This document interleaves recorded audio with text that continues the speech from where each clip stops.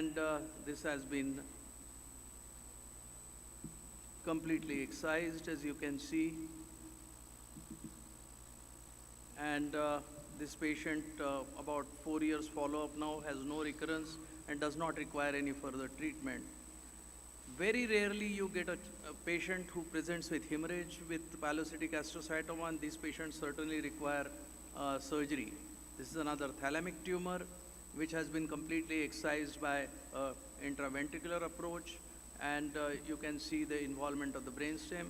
The hemiparesis took almost 3 months to recover, but the patient has recovered completely and has not required any complementary therapy. One of the main challenges I find is the optochiasmal hypothalamic pilocytic astrocytoma. Sometimes it is difficult to measure where the tumor is originating from, but the exophytic tumors are occasionally amenable for excision. Otherwise, the role is limited, as we'll see in the next few cases. So this is one patient which presented with mass effect. The visual diminution was there, but not very marked. And you can see most of the tumor is exophytic. So we have been able to excise this tumor, and we have been able to excise it to an extent that this patient is under observation and did not require any further treatment, as his BRAF mutation and fusion both are negative.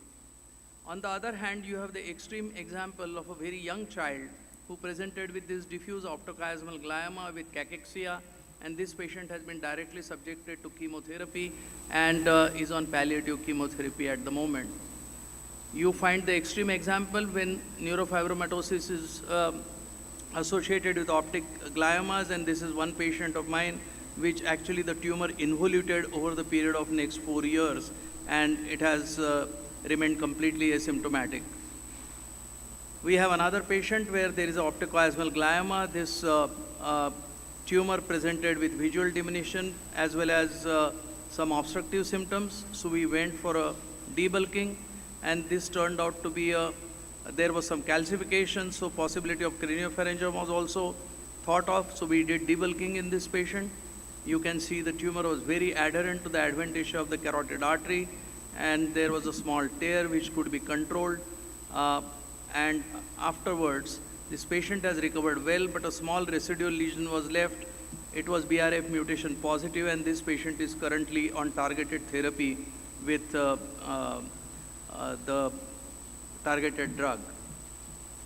So epigenomics and immunotherapeutic advances in pediatric brain tumors are allowing us to treat these patients with very precision kind of therapy.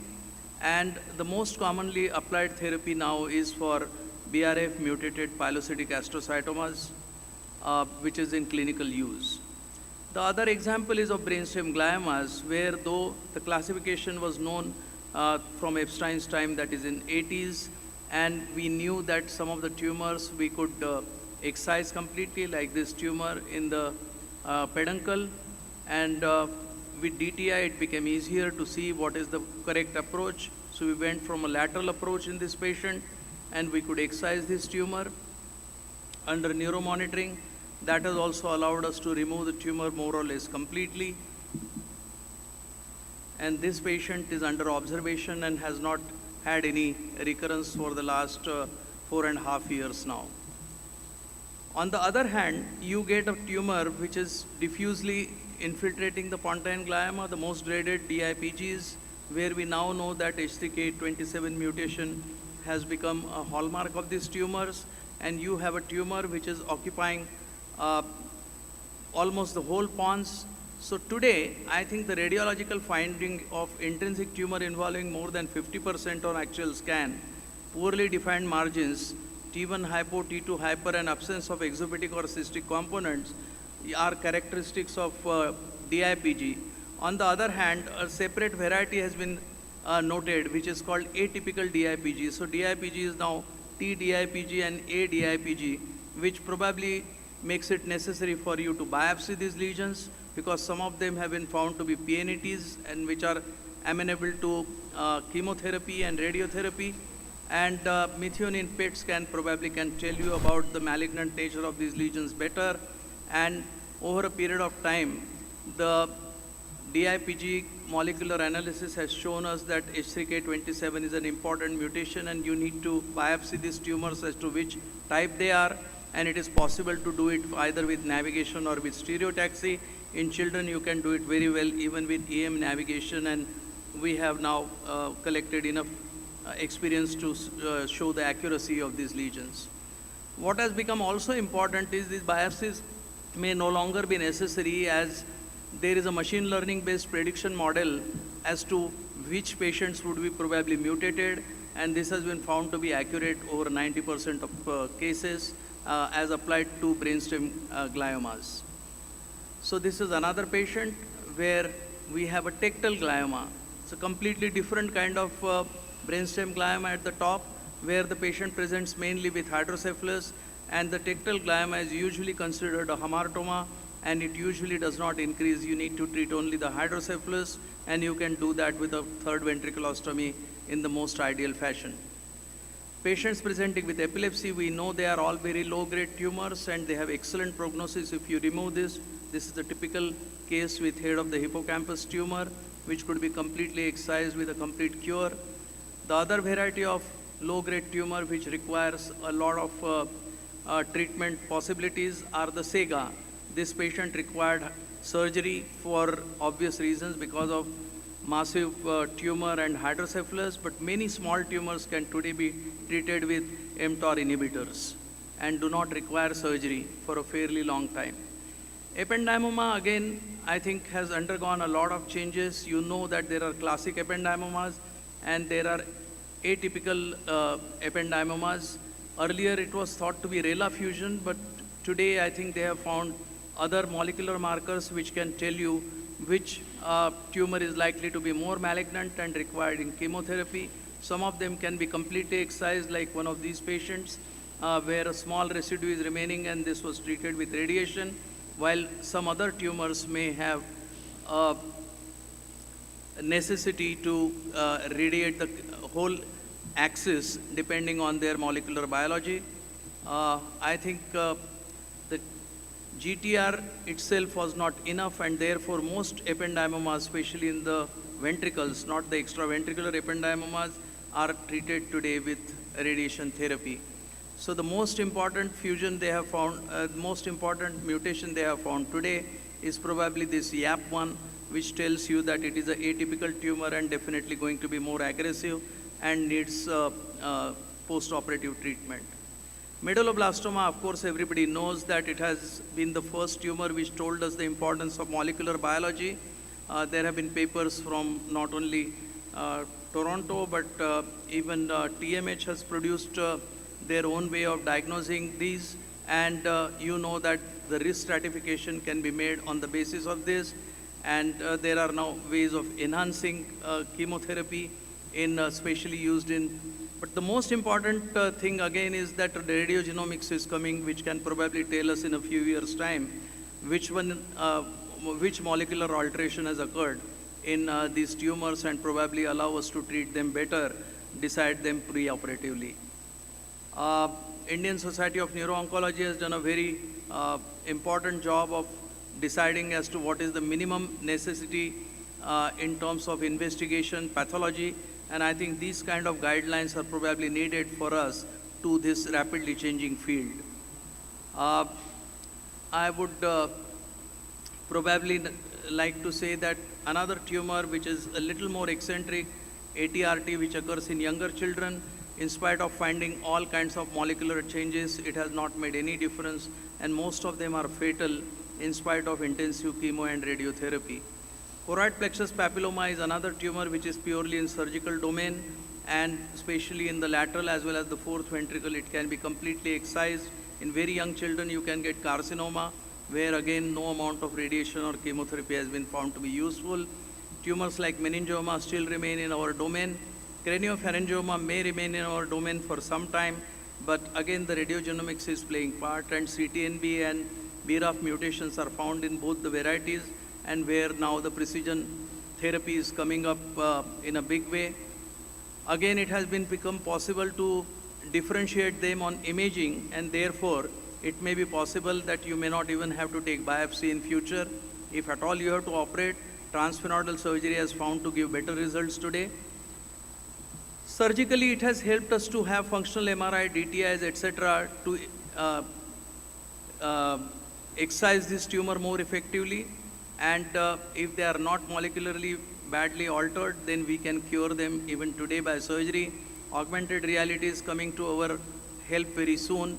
And things like what we call cerebellar mutism syndrome, etc., we have found that these are now dependent on connections. And connectomes probably will tell us which is a better way of treating these tumors without disrupting this and getting a good result without causing post-operative complications. So there are a lot of newer advances which are helping us to treat these patients. Some of them may make surgery obsolete, but some of them will certainly make surgery safer and treat the children better. Thank you very much for a patient listening. Thank you very much, sir, for that very fascinating overview of pediatric brain tumors. I invite questions from the house to get the discussion going. Any questions?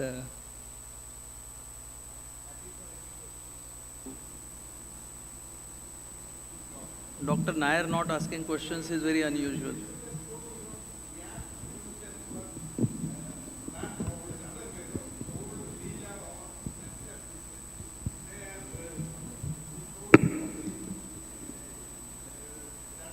YAP mutation will cause it to be a atypical appendix. Okay. So the last slide you showed was about this, the usefulness of connectomics in deciding your approach, telovelar versus, but when we talk about cerebellar astrocytomas in children, they are usually the Vermeer tumors. So do you think telovelar still holds a promise in such tumors, or we stick to our conventional transvermian or? I think for Vermeer tumor, of course, you will have to use the split approach. But for many tumors which are lower down in the brainstem and in peduncle, I think today we are very clear that we can operate on them through the telovelar approach.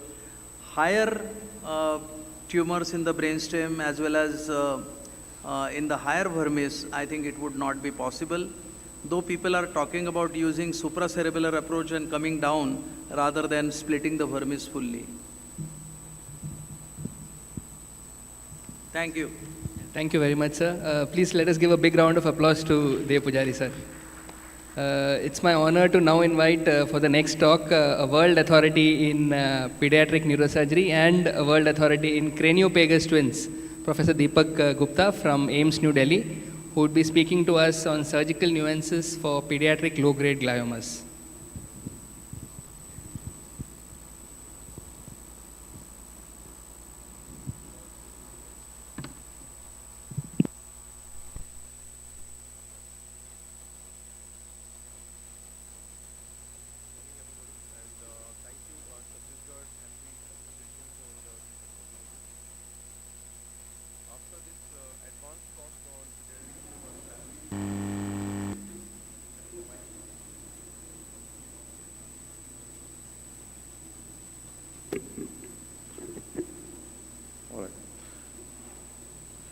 So I'll be primarily discussing the basic surgical nuances which we come across in the management of pediatric low-grade gliomas.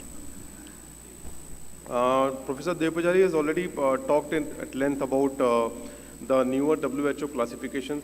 I think we as neurosurgeons, we need to constantly read the literature and improvise upon ourselves, and there's so much of changes have taken place in the recent few years, I would say, in better understanding of the brain tumors in children and also in adults, I would say. Broadly speaking, they are divided into two major subtypes. The circumscribed astrocytic tumors, we all know about PXAs, pilocytic astrocytomas, and some glioneural tumors. And second variant being the diffuse LGs. Easy way to understand is that the ones which are circumscribed ones, they have got better prognosis. The reason being we are able to take them out in totality. Gross total excision is possible. However, these diffuse type variants, they have got more of a cortical and subcortical involvement. They are usually unencapsulated, soft and friable, and so naturally they have got slightly worse outcome due to the inability to take out these tumors in totality. I think the basic of surgical management of these hemispheric low-grade gliomas is you need to map, monitor, and you need to stick to these gyral-based resection techniques, because these are usually the tumors which arise in the white matter, and they spread along the white matter tracts, the U-shaped distribution, so they stick to the gyri. So you have to take out the entire gyri, and they don't usually cross from one gyri to another. That's the basic of pediatric low-grade gliomas. So once you understand this very basic, your outcome naturally improves. And I mean, initially you must have seen this picture many times by Walter and Andy, you know, the taking out a hemispheric tumor in the occipital lobe. I mean, of course, the basics of neurosurgery of adequate positioning to have the adequately relaxed brain, a nice good craniotomy centered over the tumor cannot be overemphasized again. However, we have shifted, you know, a long way in the last few decades that now we are talking about gyral-based subpial resections in taking out these tumors. No more taking out these tumors with the earlier techniques. And now we have started avoiding, or I would say, rigid retraction and preserving the sulcal vessels as much as possible, preserving the cortical veins as much as possible, just incising the pial vessels to enter inside and avoiding pial breach in the adjacent gyri. So these are the few very basics of glioma resection which we have to stick to in children. Of course, we have also started to understand the importance of controlled suction dissection. Nowadays, we also use this subcortical monitoring at the same time, which acts both as a dissector and also as a monitor to understand the depth of the motor tracts underneath the tumor. And we also started using this suction regulator, which is available nowadays in most of the operation theaters, and they have made our life very, very easy, I would say comfortable. Earlier, we used to struggle with hemostasis, with those rigorous suctions and KRSHNA. I think it's always wiser to avoid KRSHNA in gliomas as much as possible. You should try to take it out with a combination of suction and fine dissection, and it's doable. Of course, awake craniotomy in children, if the child is cooperative with functional mapping, still holds a lot of promise. In fact, at our center, we started doing it almost more than 2 decades back. It was part of my thesis under Dr. V.P. Singh and Dr. P.S. Chandra. And you know, there are some certain cases wherein we do a functional MRI, you see that the speech area may be inside the tumor. The patient may be completely asymptomatic. In those cases, if you do awake craniotomy with those mapping techniques, it makes your life, and it has to be on a continuous mode. All these things make your life very, very easy and help in the improved outcomes. A lot of advances have taken place in intraoperative neuromonitoring, MEP, SSCP, and subcortical stimulation of late. And nowadays, more and more of neurophysiologists are actually coming to our help in the operation theater. When we were resident, there were hardly any neurophysiologists trained for this, assisting us in neurosurgery. But now they are available all the time with us.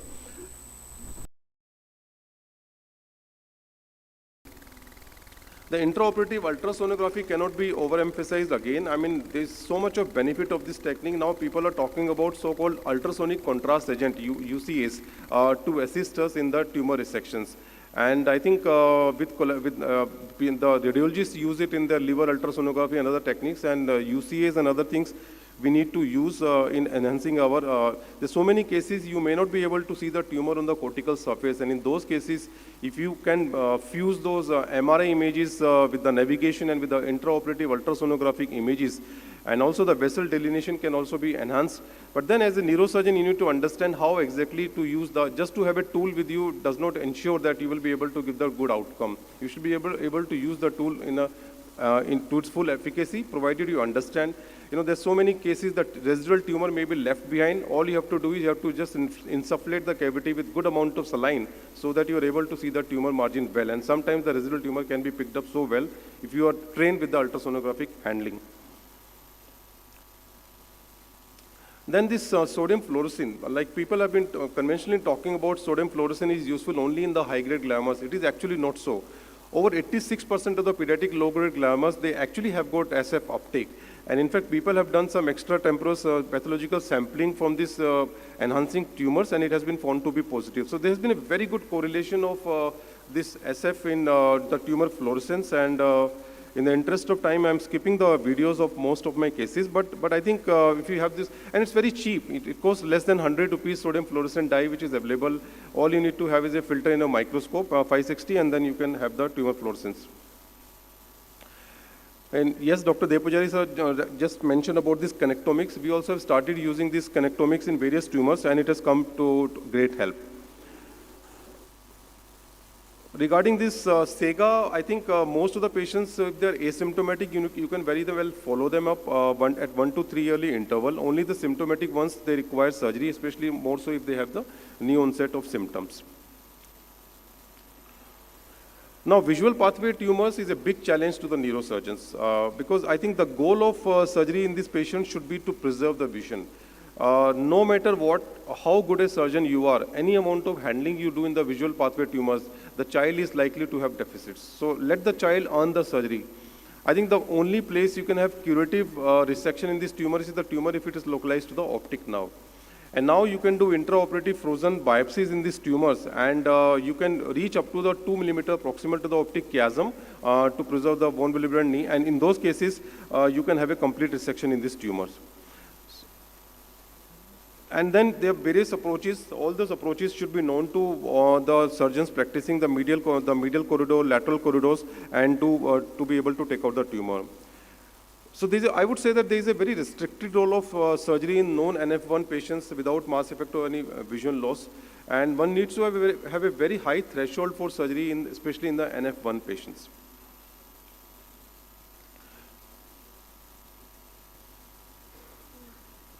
Again, coming to the thalamic tumor and the thalamic peduncular tumors, I think the role of DTI is the most important because DTI helps you in deciding your surgical corridors, whether to go by the interhemispheric or by the transcortical or transsulcal route. It is really helped by the DTI because DTI tells you about the location of the relationship of the tumor to the this is a large tumor. It was actually not a low-grade tumor. It was a high-grade tumor. But then again, the DTI helped us in deciding the trajectory.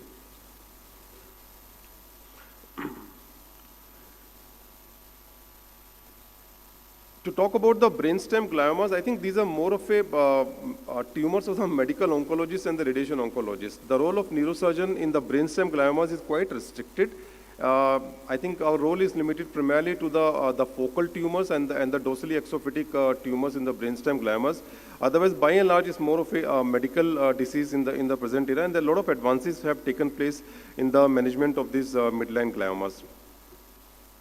You need to know your safe entry zones, and you need to know the localization of these nuclei in these brainstem gliomas to have a good outcomes. Cerebellar astrocytomas, again, you should always aim for a gross total excision in these tumors. Most of the cases, I feel the ventriculoperitoneal shunt is really not needed, and if so, it is needed in less than 10% of the cases. 10% of cerebellar astrocytomas, they do involve brainstem, and you should leave the tumor there at the brainstem. Again, the basic principle of do no harm holds true, even if the tumor is quite benign. And of course, you should also aim to take out the enhancing wall of the tumor. If it is there, you should be aiming to excise the tumor. Small residual, of course, you can always observe these tumors. I usually go for transformion in majority of my cerebellar astrocytomas because we usually get the big ones. And of course, the smaller ones people addressed, as rightly pointed out, with the telovelar approaches also. You should have a thorough understanding of the telovelar approach. Not many people, unfortunately, do it in the correct way. I have seen, and my residents, and including myself, a few years back. So you should really understand how to open up the tela choroidea and the inferior medullary velum to have a nice corridor, especially the tumors which are going quite laterally. So the prior knowledge of the surgical skills is very, very important. There have been few papers which have talked about the usefulness of telovelar approach in reducing the need for ventriculoperitoneal shunt, especially paper from the Tomasello group. Regarding the surgical approaches, you can do it in various means, by prone, sitting, or different lateral position, depending upon each individual tumor location. There is always a risk to the ventricular floor in these tumors, the midline posterior fossa tumors, and you should try your level best not to injure if you have to leave some tumor behind, you can always leave some tumor behind at the appendicular floor. Ependymomas, again, I think the only message I want to give is that in case you have a recurrent ependymoma in the posterior fossa, it's always better to get this tumor operated at the centers which have been doing these cases on a regular basis. Because the incidence of deficits are much, much higher, especially in the recurrent ependymoma of the posterior fossa. Lastly, about this tumor special entity, the plenty tumors or the lead tumors, these are the tumors associated with long-term epilepsy in the young, and we have seen couple of, I think 3 such cases I remember personally, and these are the tumors where the children usually present with epilepsy. They are subcortical tumors. Actually, they are variants of oligodendroglial-like tumors seen in the children. We treat somewhere around 50 odd low-grade gliomas almost every year. This is the last 2 years data which we took out recently. And all the hemispheric gliomas, they are lesser in number as compared to the thalamopedunculaire and the posterior fossa tumors in our series. In fact, you will be it's very interesting that the global initiative of childhood cancer care is emphasizing primarily on the pediatric low-grade gliomas. And in 2023, the first guideline, the Adaptive Resource and Implementation Application Guideline, which is going to come for the low middle income countries, will be actually on pediatric low-grade gliomas. So this basically tells you that there is so much of emphasis going on in the management of these tumors. We need to understand, of all the childhood tumors, I would say 20% are the CNS tumors, and of these, more than 1/3 of these tumors are these pediatric low-grade gliomas. And unfortunately, if we do not have a gross total excisions, most of these tumors, they become chronic conditions. So we as neurosurgeons should try our level best to take out this tumor in totality, in completeness, and of course, without inflicting secondary deficit to the child. So to summarize, I would say that low-grade gliomas, they can induce functional disturbances like epilepsy, neuropsychological deficits, while remaining indolent. That is something very special about these low-grade tumors. And functional MRI, in my personal opinion, it cannot differentiate essential regions from areas that can be functionally compensated. And there comes the importance of awake kinectomies and the intraoperative mapping or monitoring in these tumors. And try to use your intraoperative adjuncts as much as possible. We are in 2023. Neurosurgery is a very expensive branch, I always say. And if you have got access, especially in the large teaching hospitals, public setup hospitals, you should use all your gadgets to improvise and improve upon the patient outcome. And I think early and maximal safe resection for surgically accessible lesions is the first treatment of choice for low-grade gliomas to help have a greater overall survival, better seizure control, and better quality of life. Thank you so much. Thank you. Thank you, Dr. Gupta, for a very nice presentation. Any comment or questions to him?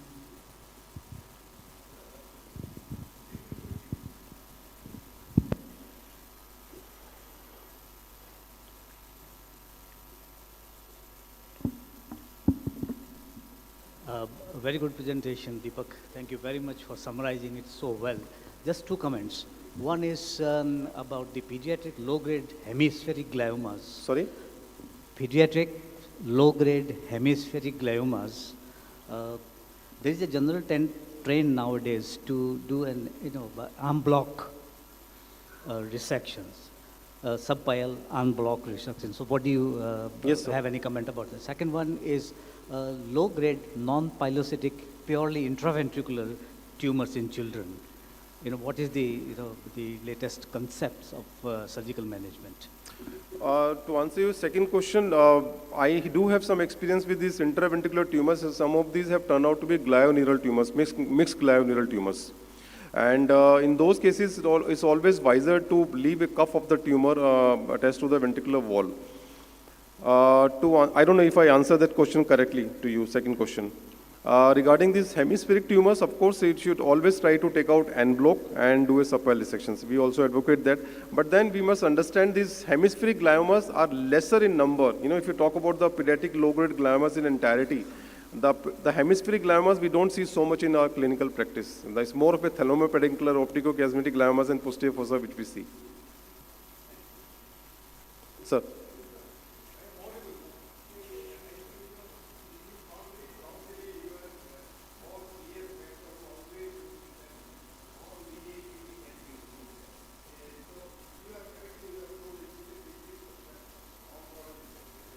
Yes, sir.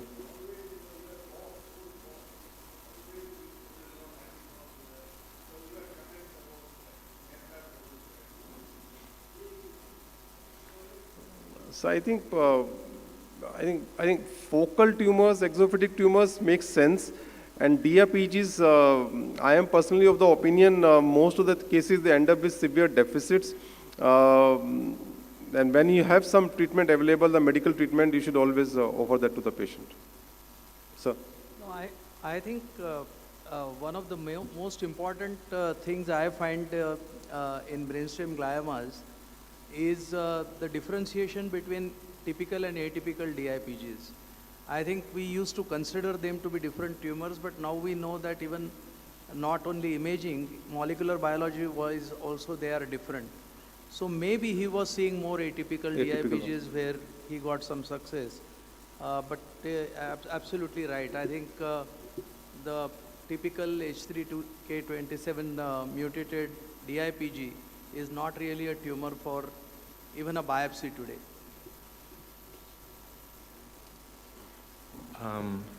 No, it's a good talk.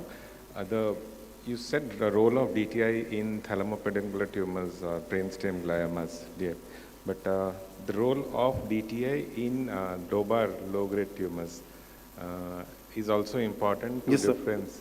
That is what nobody does it. So to differentiate focal or a diffuse to plan excision. Have you done DTIs in? Yeah, we do DTI in all our cases now. We do DTI in all cases, if it's a hemispheric tumor or a thalamopedunculaar tumor, and it does help us in deciding our approach to the tumor big time. Okay, thank you, sir. Thank you. The next speaker is Dr. Ashish Tandon. He will be talking on role of DTI tractography and tumor fluorescence in brain tumor surgery.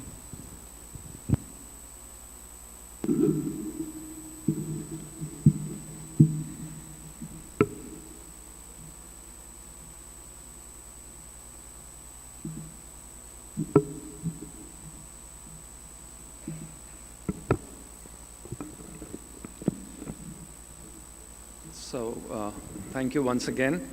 And I would like to share this work, and this is almost I've devoted 3 or 4 years of my time into developing this small piece of instrument here. Anybody of us who has a reasonably good microscope, we can use this. And I would quickly love to share that piece of instrument that we have developed, as well as how I use DTI and fluorescence in my practice. So we pretty much know about the eloquent areas, their importance. These days, a lot of discussion also goes for the IFOF, which is right from parieto-occipital lobe to the frontal lobe and has its role in speech. So let me first show you this case. This is a 45-year-old patient who's previously operated for a left parasagittal meningioma, posterior frontal area, and he had a recurrence. So here, lower down, you can see that the corticospinal tracts are just abutting the tumor. So we have it with our navigation as well. So we exactly know where we need to avoid even minimal amount of dissection of the tumor. So in this case, we knew that laterally and a little lower down, we need to avoid any amount of touching or dissection of the brain tissue. So here, this is a standard surgery of the meningioma, but what wanted to show here was after decompression, we just carried out fluid dissection of the lateral part of the brain. So it was just dissection through the fluid or irrigation, and we did not touch the lateral aspect of the brain. So after radical internal decompression, we finally excised the tumor. And here I just wanted to show that we are using just pure irrigation for dissection of the tumor. Now, despite all this, we achieved a complete excision of the tumor, but the patient came to right hemiplegic and aphasic. However, because we were so sure that,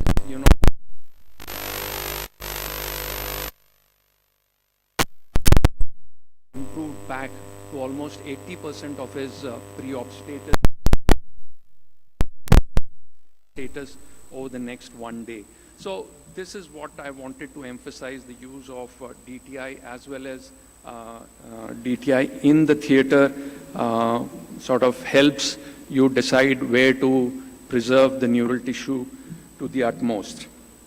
Now, this is the piece of instrument that I wanted to share. It's a self-developed system for tumor fluorescence. This is what we have developed. We've filters, the blue, white, and yellow filters. So in my Pentoro, we didn't have the tumor fluorescence. So necessity being the mother of invention. We have ICG, but we didn't have this. So we have developed this, and we can attach it to the microscope. And we have made it in such a fashion that it can be attached to any microscope. And this is the images that we see. So I would just quickly show you how it looks. So this is a lady I operated just about 3 days back, 77-year-old female coming with cognitive decline, short-term memory issues. She had multiple tumors. We chose the left frontal tumor, and we began the dissection. This is sodium fluorescein. You just attach the these filters, and this is how tumor fluorescence you get.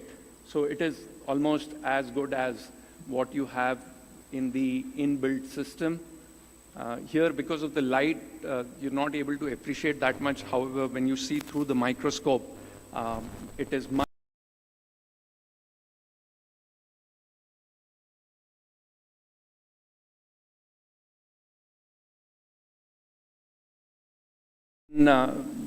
then is comfortable.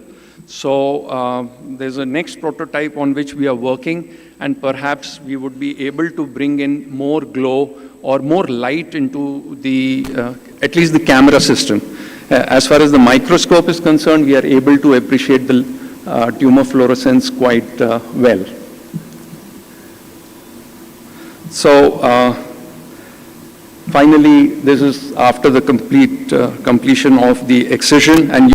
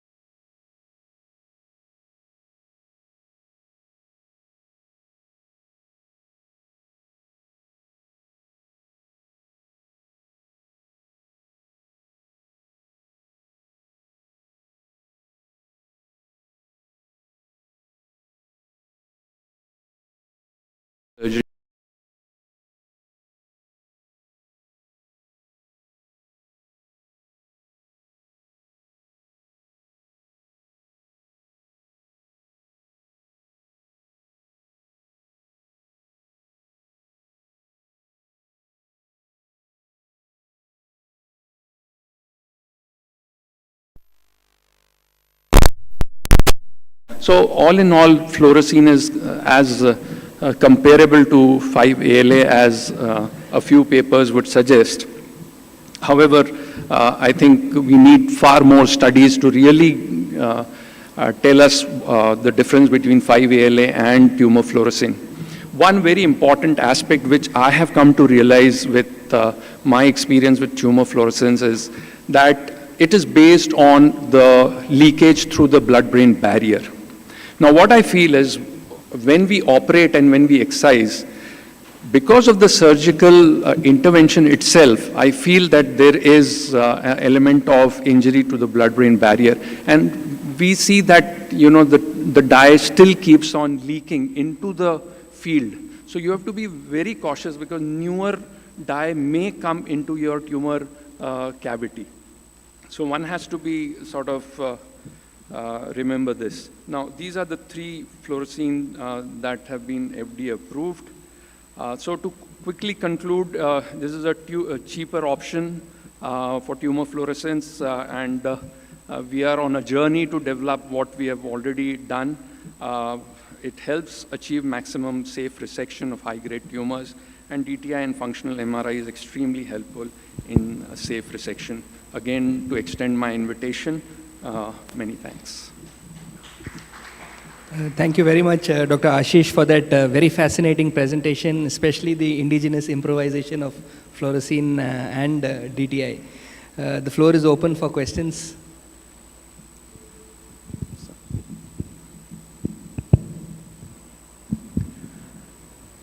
Very nice talk. Particularly, I am impressed by the flap you developed for this. Thank you, sir. From a different angle, that in India, we have so much of variation from very high-level centers to very low-level centers. Not everybody can afford, you know, very expensive microscope. So I think you should popularize it for the benefit of others who cannot afford that level of microscope where it can be used. Oh, sir, it can be used with any microscope. No, that you know. Yeah, but Let I understand. know. I understand. First of all. Secondly, I know DTI use everything, and Deepak so nicely presented that, and you have also. But then I would like to tell the youngsters here that if you don't have that facility of DTI and large tumors coming to surface, meningiomas or gliomas which are just coming to surface, I think if you remain inside the tumor and there's a nice plane by and large in these necrotic tumors, Sir. I mean, it's okay. We have been doing for years together without developing any neurological deficit. I'm not denouncing, please don't misunderstand me. No, sir, I'm But getting such large tumors which are coming to surface, I mean, they can be, without DTI also, the people who don't have that facility, they can excise, they should not be discouraged that they don't have DTI and these things, so they cannot really operate tumors. Sir. Thanks, Ashish. Everyone discussed here about the positive thing of fluorescein. Sorry, I can't. Positive thing of fluorescein. Positive enhancement during giving fluorescein. So we can use fluorescein in a negative way also. Like in low-grade gliomas. Any tumor which doesn't enhance, doesn't take in fluorescein. So in that cases, what we do is, instead of giving fluorescein 2.5 hours before, on table when you are on the tumor, you give fluorescein. What happens, the normal brain takes up the fluorescein, but the low-grade gliomas will not take up fluorescein. So that also gives you a clear margin sometimes. That's a other way of using fluorescein. Your comments on that, Ashish? I'm not very sure why the normal brain will take up the dye, because generally the dye will only go where there is a breach of the blood-brain barrier. No. So When we operate, by the time we reach it requires at least you have to give it before 2.5 hours. So actually first the brain, dura, everything will take up fluorescein. Then it gets washed away. And in the tumor it forms a coagulum and stays. The concept of fluorescein is that. okay. I just want to congratulate you and have a very small technical question. Sir. You have developed this filter, you said, obviously with some colleague in physics or something like that with you, some technical person. But are you putting just a sort of additional filter on the pre-existing visualization lens, or Yes. Is it, are you using it on the port which is supposed to be for the 5-ALA on the Pantero? No, sir. I'm just attaching it from where the light goes into the brain or into the cranial cavity and from where we observe it. So you must have seen one rectangular and one circular. So one is a filter for the light to pass, and then another is the filter for what we see. So what you are actually doing is you put the filter on and you take the filter off when you are trying to see. Yes, sir. It's not switching the No, lenses. nothing of that sort. You just, when you want to look, you just push it in. Ashish, a very good point about the fluorescent dye that you really made. And it has been our observation also that, it is whatever is enhancing, that is not tumor always. There is normal brain which can enhance, as Subodh said. Okay, and particularly when the blood-brain barrier is broken, you get so much of abnormal enhancement. That doesn't mean that all that is tumor. Sir. I think very well made point. Even, sometimes in pituitary adenomas, we have seen not only the adenoma, but the surrounding brain enhances so well. So one has to be, very, very careful of interpreting this fact. Yeah. Thank you. I think what Loken Singh sir said and what the seniors have told, I think finally it is the man behind the machine that has to decide what and how to look at things. And obviously these are small baby steps for all of us to sort of move into the future. Thank you. Thank you very much. Let's give a big round of applause to the man behind the machine, Dr. Ashish Tandon. Thank you. We go back to the talk that we missed. It's my proud privilege and honor to invite Professor Lokendra Singh, ex-president of the Neurological Society of India and multifaceted neurosurgeon and teacher, to talk to us about surgical management of intraventricular tumors.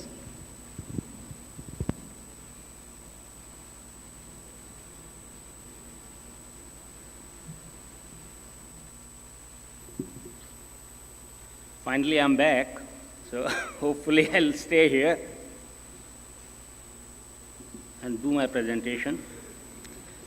Well, my dear friends, this topic is very large, and I'll be probably sketchy and patchy. It will be very difficult for me to cover this whole in one go. As we all understand, the ventricular pathology is a very complex one, and we need to understand it in 3D if we want to tackle all the lesions in lateral ventricles, third ventricle, and fourth ventricle from various sides, anterior, posterior, medially, inferiorly, laterally. We know the various approaches are there. I don't have much time to really dwell upon those. Surgical approaches can be, for lateral and third ventricle, can be anterior, posterior, inferior. For fourth ventricle, Vermian and telovelar. I'll talk more about the fourth ventricular approaches because this can be sometimes taken as controversial, particularly the transvermian nowadays, but I'll put my points. So these are the approaches for the lateral ventricle: transcortical approach and transcallosal approach. There is a comparison. The good points of transcortical approach are it is better for lateral to medial trajectory. There is a wider access to lateral ventricle cavity, so if tumors are very large, this is a better approach. There is a control of septum pellucidum, and there is no risk of bridging venous impairment or injury to sagittal sinus. While for transcallosal approaches, it's a medial approach, that's why control of both foramen of Monro is possible here. There is a lesser neural incision, multiple corridors to third ventricle are open from this, and it is possible even in cases where the ventricles are small, and it is not so for transcortical lesions, we know it. So what are the bad points? What are the cons? For the transcortical, you see, you need a pre-existing hydrocephalus. If it is not there, it's a very difficult approach. It's difficult to manage the contralateral foramen of Monro, and you give a wider neural incision.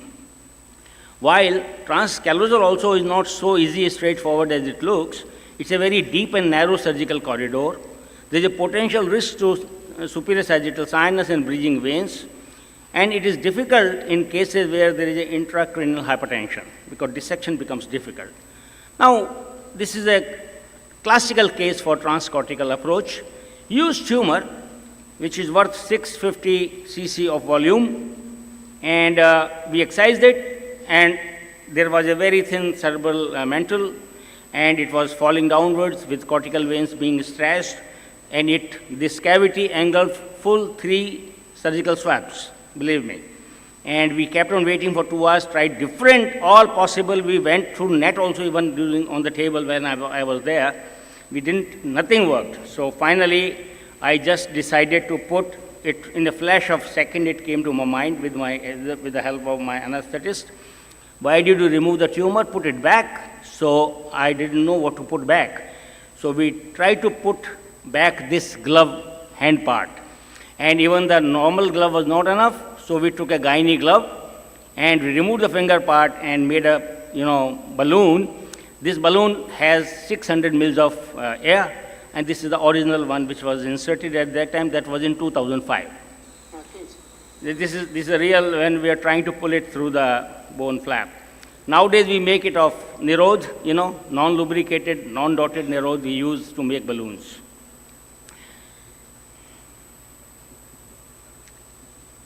Now, this is a lateral ventricle choroid plexus papilloma. I'll go a bit fast because I don't have much time. And this is what has been excised. This is out, but what you can see that there's so much of gap is there. The cerebral mantle is falling down. So we put this balloon, stitched everything, left a very small opening in the dura so that we can pull it through later on. And this is what it is. You see, after 3 days we could remove the balloon. The brain was in normal position. Now, same technique was used for a small tumor which was bleeding excessively during surgery. And it was really very difficult to control this bleeding. To the youngsters, I would like to tell, in such a case, when you're stuck there, put a balloon for 24 to 48 hours, and it works very well. It controls all the bleeding. You can deflate the balloon later on, and you can take it out. So this has worked in many cases in our hand. So this was published in Journal of Neurosurgery. We had a patent also for this. And here I would like to show my another device, but here it is, the thalamic tumor which is projecting in the lateral ventricle, because the lateral ventricles can have tumors from the surrounding structures also which project into it. So this is through channel retractor, and this is the first channel retractor of the world. The balloon was also the first any such presentation all over the world, and this is another. It is much different than the Patrick Kelly device because that was the first device which was used like this, but that has many bad points. It is not used at all. This technique is now copied by many, and large number of papers have been published. So it was published in 2005. So this is, you can just take it out. The beauty of this thing is that you can rotate it 360 degree, it's transparent, and really doesn't cut the brain. Now we come to third ventricle. And third ventricle has a very complex anatomy, we all know. The anterior part of third ventricle can have various lesions. I will not go into all these details. The posterior third ventricle also has large numbers of lesions. We know the various approaches: transventricular, transcallosal, Poppins approach, that is occipital transtentorial, supracerebellar, infratentorial, crosses or Steins, whatever, depending on the position of patient you use. There are maneuvers to enlarge the foramen of Monro, and then there is a translaminar terminalis approach also, which we can use behind the chiasma. So here in this case, there was a large lateral ventricle tumor, though usually large ventricle tumor should be removed by transcortical approach, but because this was largely cystic tumor, so I drained the cyst, so it became small, and then we could peel off quite a healthy and thick capsule of the cystic tumor. So It's a comparatively better approach, transcallosal if you can do, but as I said, the tumor should not be large. And here it was large, but mostly part was cystic, so it could be removed. Third ventricular craniopharyngioma in a small girl, very large tumor. As you can see the size of tumor, and it was craniopharyngioma. I could have done it through transcallosal approach. I didn't do it deliberately because transcallosal is a very deep and narrow approach. And in craniopharyngiomas, if there are adhesions with the underneath vessels and it starts bleeding, it can be sometimes difficult. Now, endoscopic people can take it out from below also, I know that. But then there are many ways to cook the bread. It should taste good, that's it. So, sorry about it because I'm rushing through these. My purpose is to show the approaches and they are doable just for youngsters basically. So this is piecemeal excision. The girl had a very turbulent period later on, but she's back home now. Now endoscopic excision of third ventricle tumors can be done if they are small. So you can couple it with third ventriculostomy, like this case. And if tumor is small, it can be removed. So, third ventriculostomy is done. You tilt it backwards. This is popping up, in your field, and you excise it piecemeal using endoscopic instruments. It's doable. Your basic purpose is to debulk it, to take piece for biopsy, and open the cerebellar pathways. And obviously, that could be achieved and that can be achieved here. Now, you can have third ventricular approaches through lateral ventricle and enter into it through tinea choroidi, like in this case. Now, so you can see the dissection is lateral to the choroid plexus, and you can enter in the third ventricle safely. You have to be careful about the cerebral veins and excise it. So these tumors can be completely excised.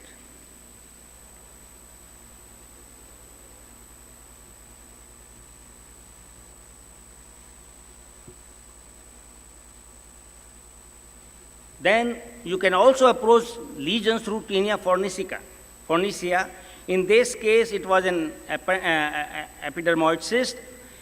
Because it was popping up into the lateral ventricle with a very thin floor, so I went through the tinea fornicea.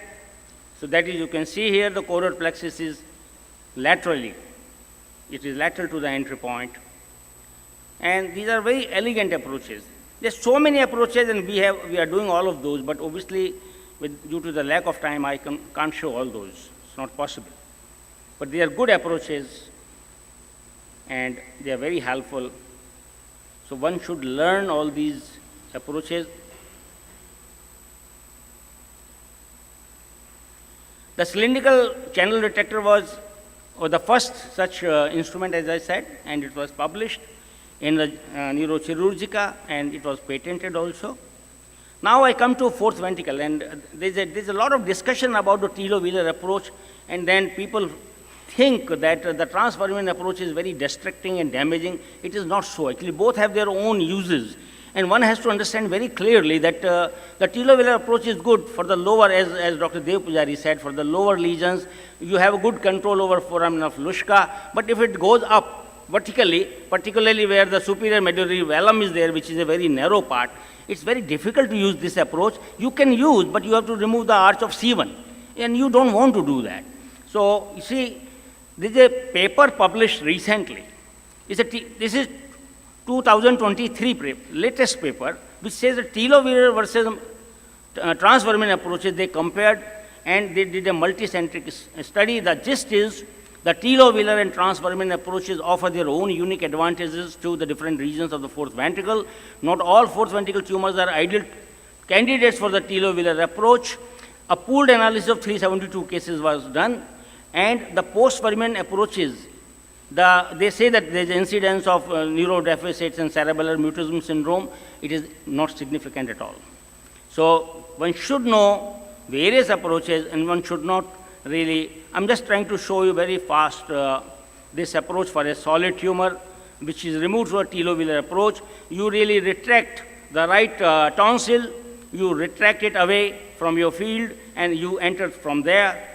Many times I put a stitch on the pia of this, and I keep it there. So it doesn't get, hit again and again with my instrument. I'll show you the stitch retractor because that was published in World Neurosurgery. So you see, this is a complete removal of the tumor. In cases where I feel that the ventricles will remain open, hydrocephalus will not be taken care of, many times I put a ventricle, I put a tube inside the third ventricle through the aqueductus sylvius, and the other end I put through cisterna magna into the upper part of subarachnoid space of cord. And it works very well. I've never repented it. Now, this I would like youngsters to see. This is a classical case of transvermin approach and the use of a stitch retractor. Now, this is, the vermis is cut open. And very safely, even I have been operating even aneurysms with this type of, where the frontal and temporal lobes are retracted. Now, look so nicely, the stitches will stay here. Now, and you needed this for this cystic lesion. You can't go through telovelar approach because you can't remove it intact. So this stitches one can use very effectively. This is a case of resistant tuberculoma of the brainstem. In spite of long treatment, it kept on increasing, and the boy developed a lot of deficits. So this brainstem, large, giant tuberculoma was removed. And again through the transvermin approach. So transvermin approach has its own benefits because it's a direct approach. If you use telovelar approach for such lesions, you will go like that, and it may be difficult, So this was removed completely. So this is stitch retractor, simple and easy technique. Wherever it can be used, it is usable, believe me. So conclusion is the deep location and high number of critical neurovascular structures surrounding the ventricles make lesions within this topography particularly challenging. The combination of accurate knowledge of the cortical, subcortical, and intraventricular anatomy with the expertise and selection of a proper surgical route can optimize the surgical and clinical outcome. The use of endoscopic techniques for the management of hydrocephalus biopsy tumor resection has been proved very useful, and both microscopic and endoscopic are cousins and sisters. They are in love with each other. They are not at fight. They are not at war with each other. Use them. Use both of them. Thanks a lot. Thank you very much. Thank you, Dr. Loken Singh. Any questions or comments? If there are none, then we proceed to our last talk of this session by Dr. Sandeep Chatterjee on pediatric tumors of CV junction, unheard of solutions. One small question. If you put that balloon, do you have a possibility of putting a ventricular EVD like drainage as well? Or what do you do for that? No, I didn't need it at all any time. Actually, I've used this balloon umpteen times now, and I've never required to put an EVD because every day we take out some 100 mils of air. So it keeps on reducing, keeps on creating space probably around the this balloon for the CSF to flow. So I've never required it actually. Maybe someday I may need it, but till now never needed it.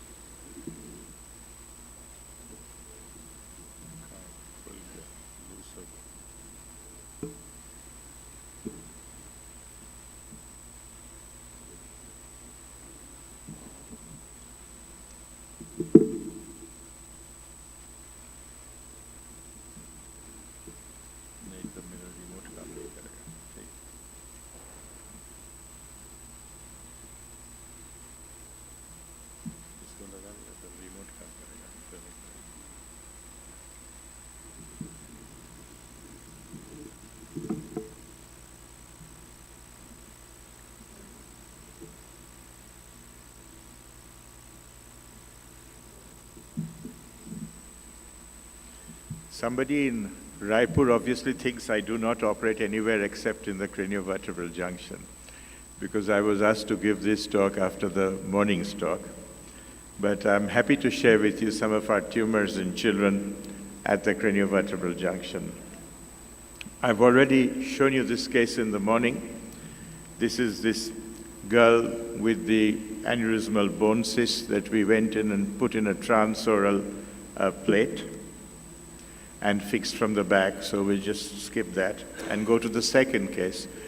This is a 6-year-old who comes to us with lower cranial nerve palsies and a spastic quadriparesis.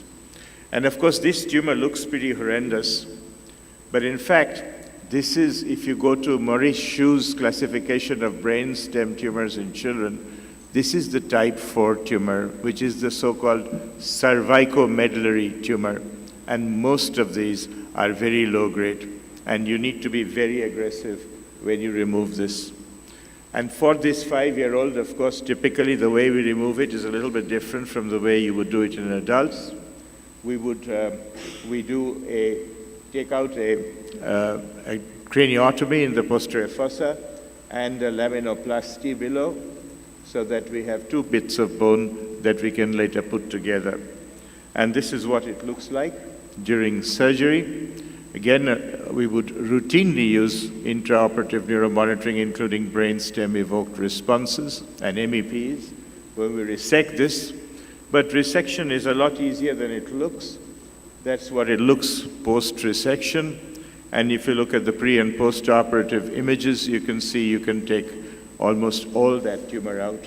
And it's a low-grade glioma, and the prognosis is excellent. Compared to that, this is a 12-year-old who came with spastic quadriparesis with a lesion like that. And of course, the only opportunity you have is to go in transorally and fix them at the back, and that's the post-operative image. Here's an 11-year-old coming with this sort of lesion. And this child presented with just tingling of the upper limbs. That was what the images were like. 4-year-old spastic quadriparesis. Of course, the MRI tells you what it is. There is very little chance of this being anything apart from a chordoma. Unfortunately, this child goes to a big adult neurosurgical center where they decide to do a posterior laminectomy and biopsy of the lesion, following which the child becomes completely quadriplegic, stops breathing, is intubated, and is transferred to our hospital. In fact, it was the day, Dr. KRSHNA was in our hospital that day. We were doing a live workshop on intraoperative neuromonitoring, and I was supposed to do an intramedullary tumor. We had to substitute the patient and bring this patient into the operating theater as an emergency, and it ended up doing this. And of course, we went in transorally and removed as much of that chordoma as we could. Fixed the child from the back. This is the post-op images. And just to tell you, what happened was 2014, we did this operation. 3 years later, the power improved, everything improved. 2017, 4 years later, the child came back with the implant protruding out of the occipital region. And this is something that you often have in these growing children. As they grow, these implants protrude out through the skin, and we were wondering what to do. What I decided to do, this is what the MRI was 4 years later. It was obviously fairly well controlled. Dynamic cervical spine X-ray showed no instability, so we just removed the occipital plate and rods that were protruding out through the skin. And 5 years after that, this is what it looks like. We still have the lateral mass screws left in situ. I just took out the rod and the plates, and the child still continues to do well. So you can get away with a lot of things. This is a child who presented with this condition. This is a giant cell tumor of C2. And we have now a collection of 3 of them. This has been described. In fact, there are 5 cases described in literature. and giant cell tumors of the axis that you need to go in transorally and remove. I just thought I'd also share with you some non-tumor conditions which present in an exciting fashion to pediatric neurosurgeons. This is a 3-year-old who, as you can see, has a spastic, who has a torticollis which is fixed. But the parents came with the history that every time this child bends down to pick up a toy from the floor, the child was collapsing in a heap. And this child had gone through 3 sessions of video EEG, been put on 3 anticonvulsant medication, until one of the pediatric neurologists asked me for our opinion. Of course, the first thing that strikes you is there is no reason, oops.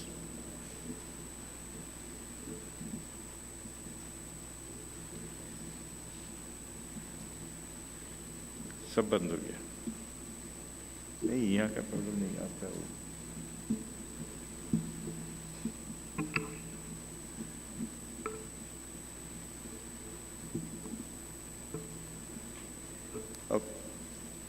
Okay. So the first thing that strikes you is you can't have epilepsy and torticollis, or you shouldn't have torticollis and epilepsy in the same patient. So we decided to investigate a little further.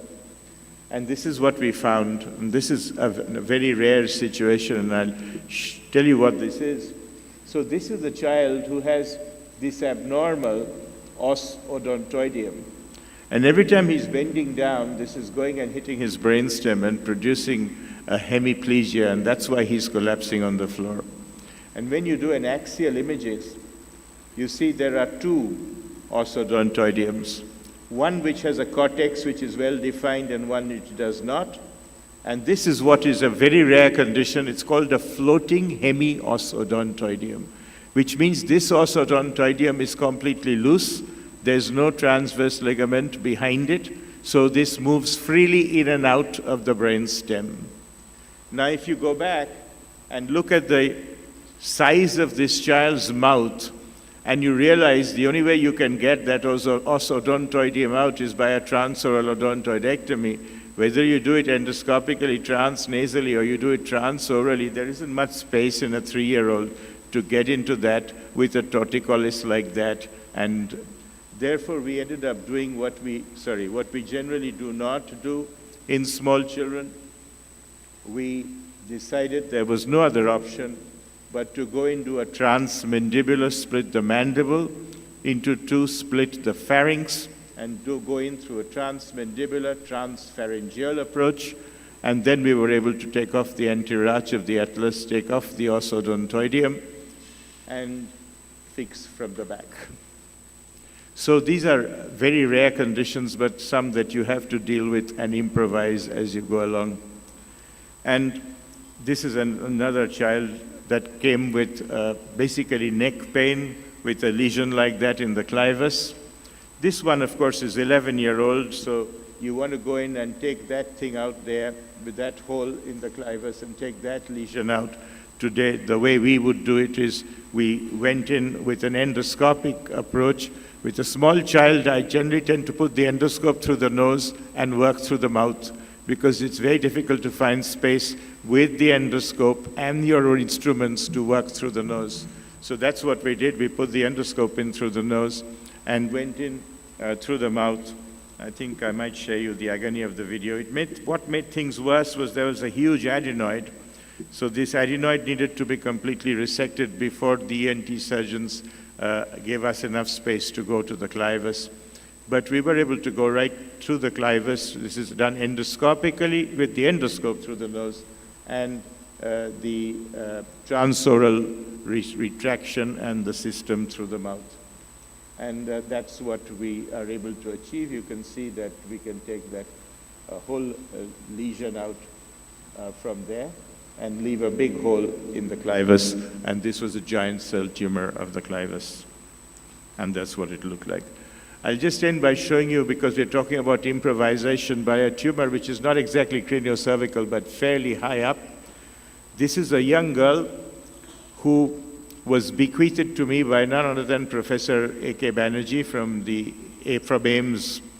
And Professor Banerjee had operated on this girl 3 times for this lesion, which was an anteriorly placed neuroenteric cyst, once gone through the right, once through the left, and 3rd time again, he had gone back through the right, and every time they'd been unable to remove the whole lesion. I have to say that they did not use intraoperative neuromonitoring at that time. And then this child moved to Bengal, and Professor Banerjee rang me up and bequeathed this girl to me.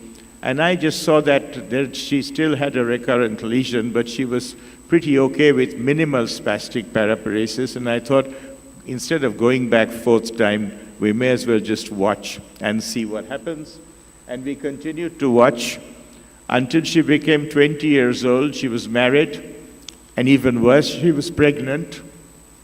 And in the 3rd trimester of pregnancy, she came to us with spastic quadriparesis, respiratory difficulty. And shortly after she entered the hospital, she had to be intubated and put on a ventilator in intensive care. That's the lesion now. It's grown and occupying the whole of the cervical canal. And I thought 3 times, I actually rang up Professor Banerjee to ask him, how the hell am I going to get to it? And he suggested that I should do a posterior midline myelotomy, split the whole spinal cord and go through it in front, which I have to say I have subsequently done for another patient, but I didn't do for her because I thought in the 3rd trimester of pregnancy. So we ended up doing something quite outrageous, which is going from the front. She was 20 years old. So we went from the front. I did a corpectomy, which is a very unusual way of doing a neuroenteric cyst. Well, we did a corpectomy, opened the dura, and the cyst was like good morning cyst as it just popped out. And we were able to take it out, and then we reconstructed her spine like that. And I'm happy to tell you, this is a 5-year follow-up MRI. At 10-year follow-up, there has been no further recurrence of the neuroenteric cyst. Though I wouldn't really recommend that everybody do neuroenteric cysts like this, but this is a 4th recurrence, and I think we had no option. So really, to sum up,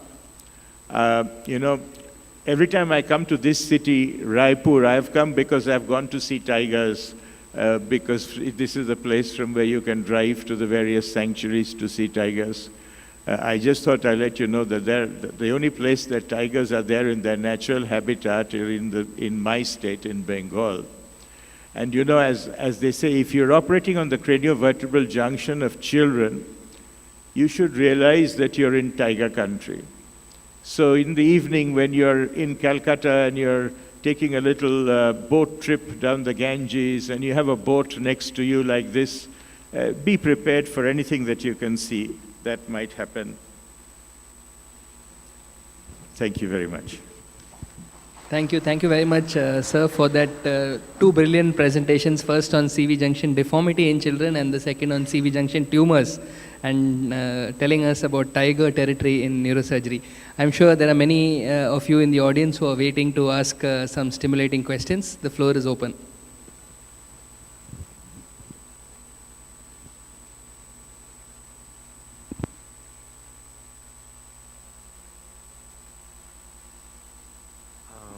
Now, the case of giant cell tumor, you had done both anterior and posterior fixation. So in a child, is it better just to do excision, put a iliacus graft anteriorly and go do only posterior fusion? Is that not enough? Yeah, because we have been practicing that. I mean, number worry was how to keep a graft between the anterior arch of C1 and the body of C3. Because you see, the anterior arch of C1 is not very thick in a child. And if you put a graft in, my big worry was whether that will stay or whether it will tilt backwards into the cord. That is why I put in a plate. No, we just operated in the same setting. Same sitting. First we fixed from the back, then we did the procedure from the front, because I knew I was going to destabilize her completely during the surgery.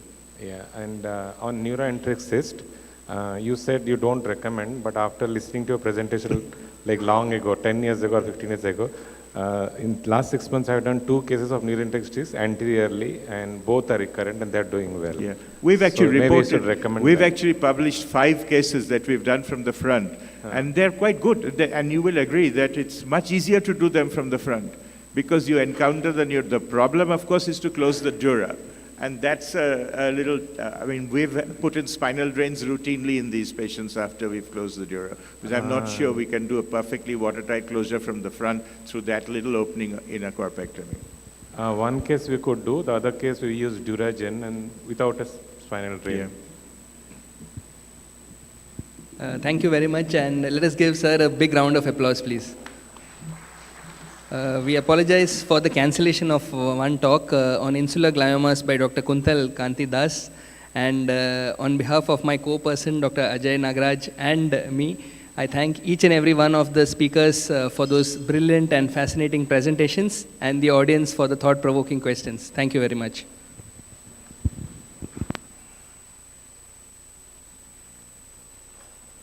Thank you, sir, for your valuable words.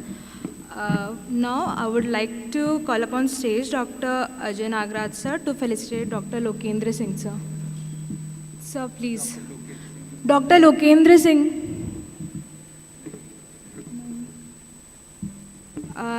Next, so now I would like to call Dr. C. Dev Pujari, sir. I would request Ajay Nagraj, sir, to please facilitate Dev Pujari, sir.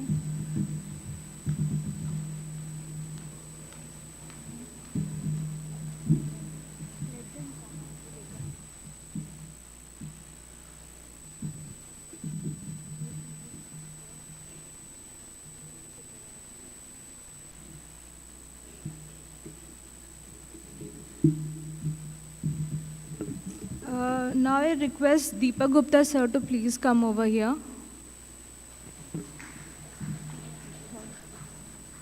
I would request George sir to please give a memorandum to Deepak sir.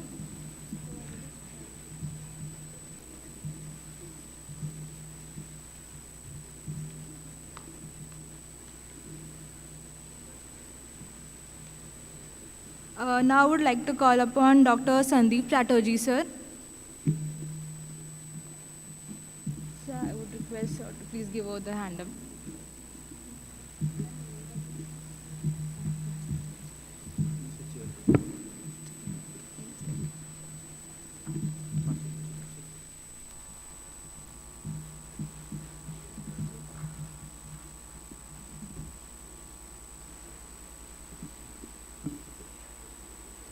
Sir, now I would request Dr. Sandeep sir, please hand over the memorandum to Dr. Ajay sir and George sir.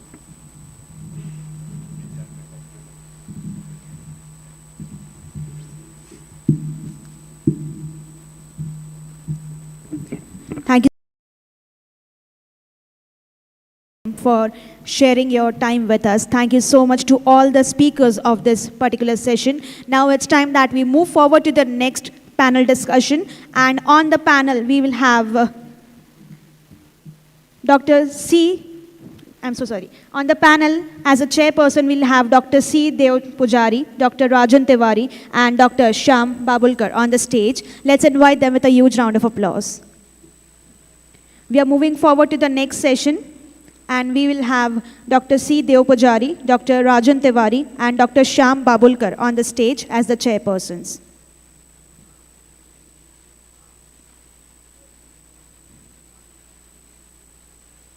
Thank you so much, sir, for joining us.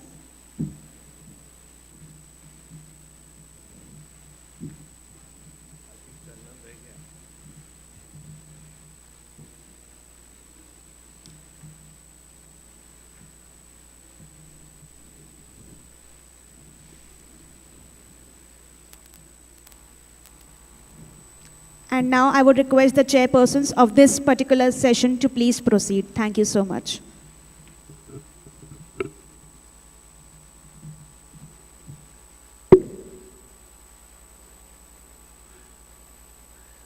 Can I start? Chairpersons. Can I start? Hey, somebody has to put it there, no?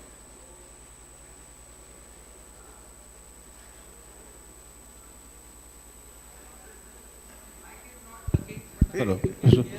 Yeah, we can hear you very well. It is my pleasant duty to invite Professor Suresh Nair, the president-elect of the International Meningioma Society, who is himself doing a big meeting next week. Next one is this. He is going to talk to us. The title is so big that I will leave it to him to describe. Thank you. Thank you very much, my dear friends, because I was part and parcel of MP, Neuro Surgery, because I worked for some time at All India Institute of Medical Sciences at Bhopal. So, before I start, 4 attributes everybody should have. One is knowledge, other is attitude, the third one is skill, and the last one is wisdom. Knowledge tells you what to tell. Attitude, how to tell. Skill, how much to tell. And wisdom, whether to tell at all. I think I belong to the last category. I should not be talking to this learned audience. But let me tell you something about middle fossa approach. Middle fossa approach was described by William House to take out intracanalicular vestibular schwannoma long back. Then came the extended middle fossa approach. Extended middle fossa approach is otherwise called the Kawase approach, where they went and removed the petrous apex. This is, that petrous apex through the middle fossa. This is called the Kawase approach. Now we have another approach called the extended Kawase approach. Extended Kawase approach, you still go and drill the bone below the inferior petrosal sinus. The other bone, you are drilling between the two petrosal sinuses, superior and inferior. So after talking about extradural approach, I will tell what is anatomical concepts of interdural approach. What is this extradural, interdural? What are these approaches? I am seeing a drone there. Right? That is a drone. Okay. Okay. So this person, everybody knows who this guy is, the Kawase. So this approach, Kawase approach, this was an article gifted to me, by him to me long back when I visited his department in Tokyo. And he had described petroclival meningioma at 4 types. And after that, so many classifications have come about petroclival junction where they divided depending upon various zones. And you have a pointer here. No pointer, right? Pointer. No. Yeah. So the real petroclival meningiomas arise medial to the root exit zone of 5th nerve. This petroclival zone. Yeah, thank you. And thank you. Which is the one? Yeah, first one. Okay.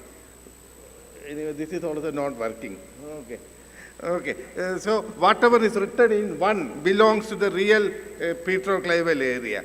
And whatever written in 2 is a premeatal. Many of the people include that also as petroclival tumors. So this yellow thing is the real petroclival lesion, where if tumor arises from there, the 5th nerve is pushed posterior superiorly, as opposed to something arising from zone 2. The 5th nerve is pushed anterior superiorly. So this is the position, this is the incisions people can use. And this is a purely, I will talk of extradural approach, and then I will tell you anatomical concepts of interdural approach. So you come extradurally and then take out this middle meningeal artery. Importance of that I will tell you.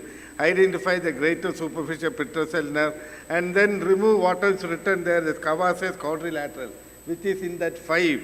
It is in front of the internal auditory canal and posterior to V3, medial to greater superficial petrosal nerve, which is 3, and lateral to the petrous apex. And you remove that 5. This is again that quadrilateral is seen, and you drill the bone up to the inferior petrosal sinus, and you open up the area of the brainstem, anterior lateral brainstem. And with very good view, this is again a good the description. Epidurally, you come, identify the greater superficial petrosal nerve, identify Kawase's area, which is posterior to V3, medial to petrous apex, and then anterior to the arcuate eminence. Take out that bone, then cut the tendorium parallel to the superior petrosal sinus, and then you ligate the superior petrosal sinus, open above and below, and you see the 5th nerve, and work in and above and below the 5th nerve. Now coming to what is this epidural approach, interdural approach. So what you are seeing, that TA is the trigeminal impression. And that trigeminal impression houses something. It houses a dural pouch.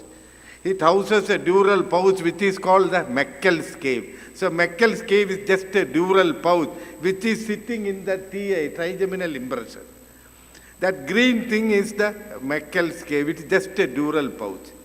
That dura in the middle fossa doesn't belong to the middle fossa. It comes from the posterior fossa.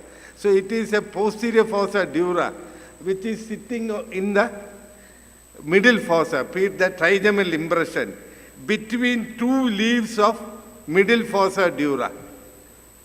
If only I can show this. This arrow is moving, very difficult. So the two leaves, this is the dura propria of the middle fossa, and this is the periosteal dura of middle fossa. So this dural pouch, which is called the Meckel's cave. Meckel's cave, posterior fossa dura, it is sitting between two folds of middle fossa dura. One is the dura propria of the middle fossa, other is the periosteal dura. This is the petrolingual ligament. So this is what is called Meckel's cave. The Meckel's cave houses the trigeminal ganglion.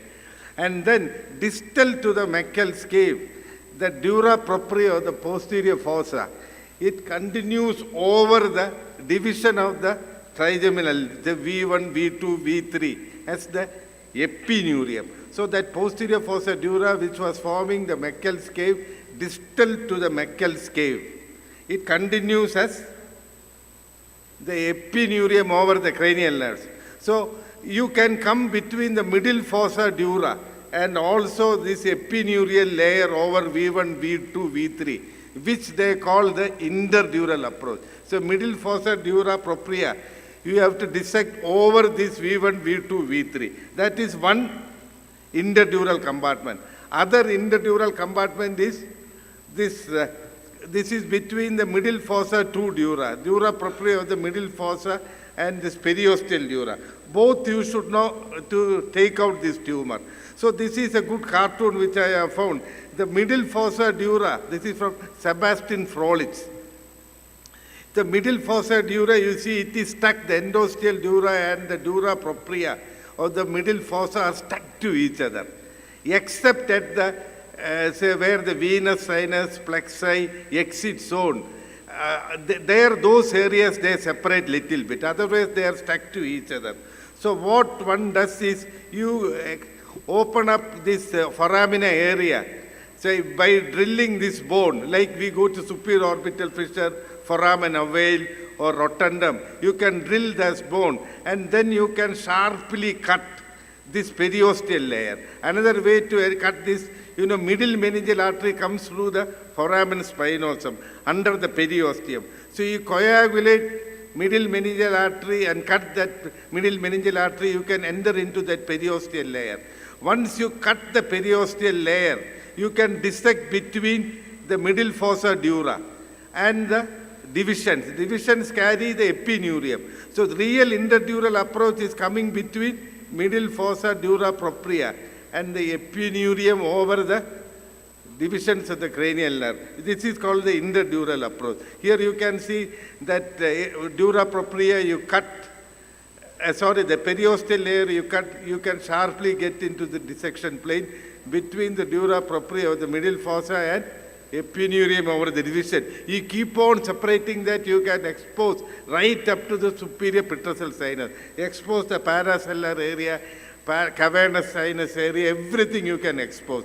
And you can expose all this bone.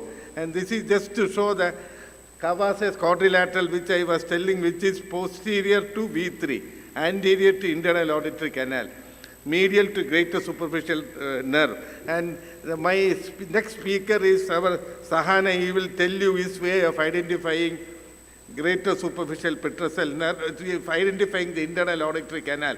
We always used to go bisect between, it is just like that, for unroofing the optic canal, you should know the lie of anterior clinoid process. Like that, for removing this Cavaz's triangle, you should know the lie of internal auditory canal, which I will show in a video. So petrosectomy 3 minutes. So all these things are important things for petrosectomy surgery. This is good for upper clival, mid-clival tumors, upper clival tumors. Just a case of a lady who presented with upper petroclival meningioma, the lateral position, all these steps. And let me see whether this 1 minute video is there. And I will go for 1 minute video. I have a 5-minute video. I should not. What is an application? Cannot be opened. Fine. Okay, let me go through the next one. I have to show you one video.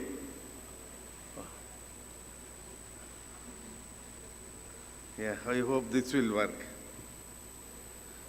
What happened? This is not working. I am very sorry. Just to show the interdural approach. That is the problem. One should always bring your own laptop. So this is not working.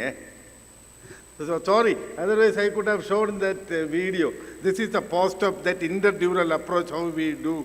And this is showing total removal of the tumor. Some of the tumors which we have removed through this Kawase approach.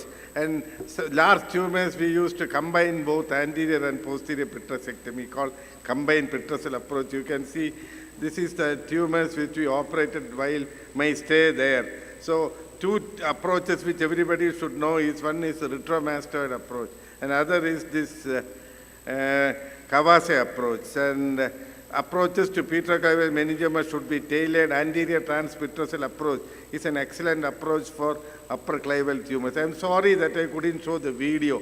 Some of the publication, mainly I have come here to tell you about this thing only. Please come to this meeting at Jaipur next week. It's an International Meningioma Society meeting. Because, it is an important meeting for me because I am taking over as the president of the society. Please do come. If anybody wants to present any paper, please let me know. Thank you.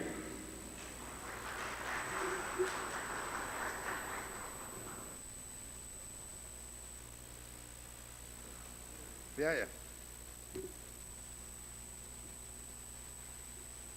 Any questions or anything? Hello. Please. No questions. Clear, Crystal clear. Thank you. Very good. A new approach you have shown to all youngsters. Any questions? Nobody. Okay. Thank you very much, Suresh.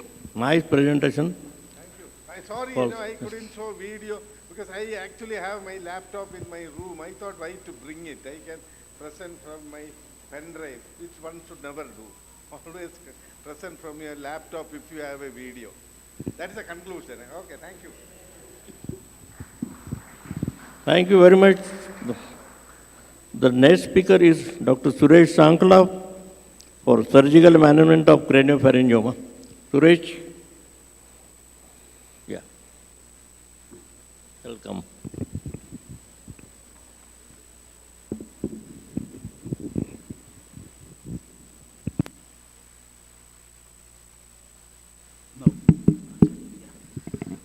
Thank you, chairpersons.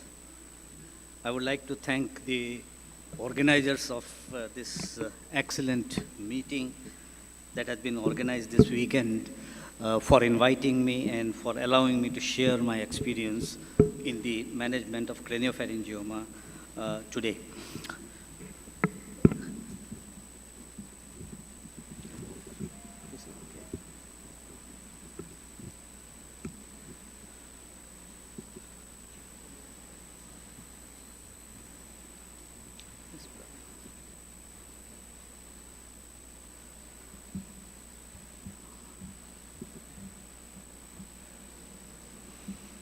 Okay, so I'm going to talk to you about the management of craniopharyngioma and would like to share my experience in the use of endoscopy in the surgical management of craniopharyngiomas.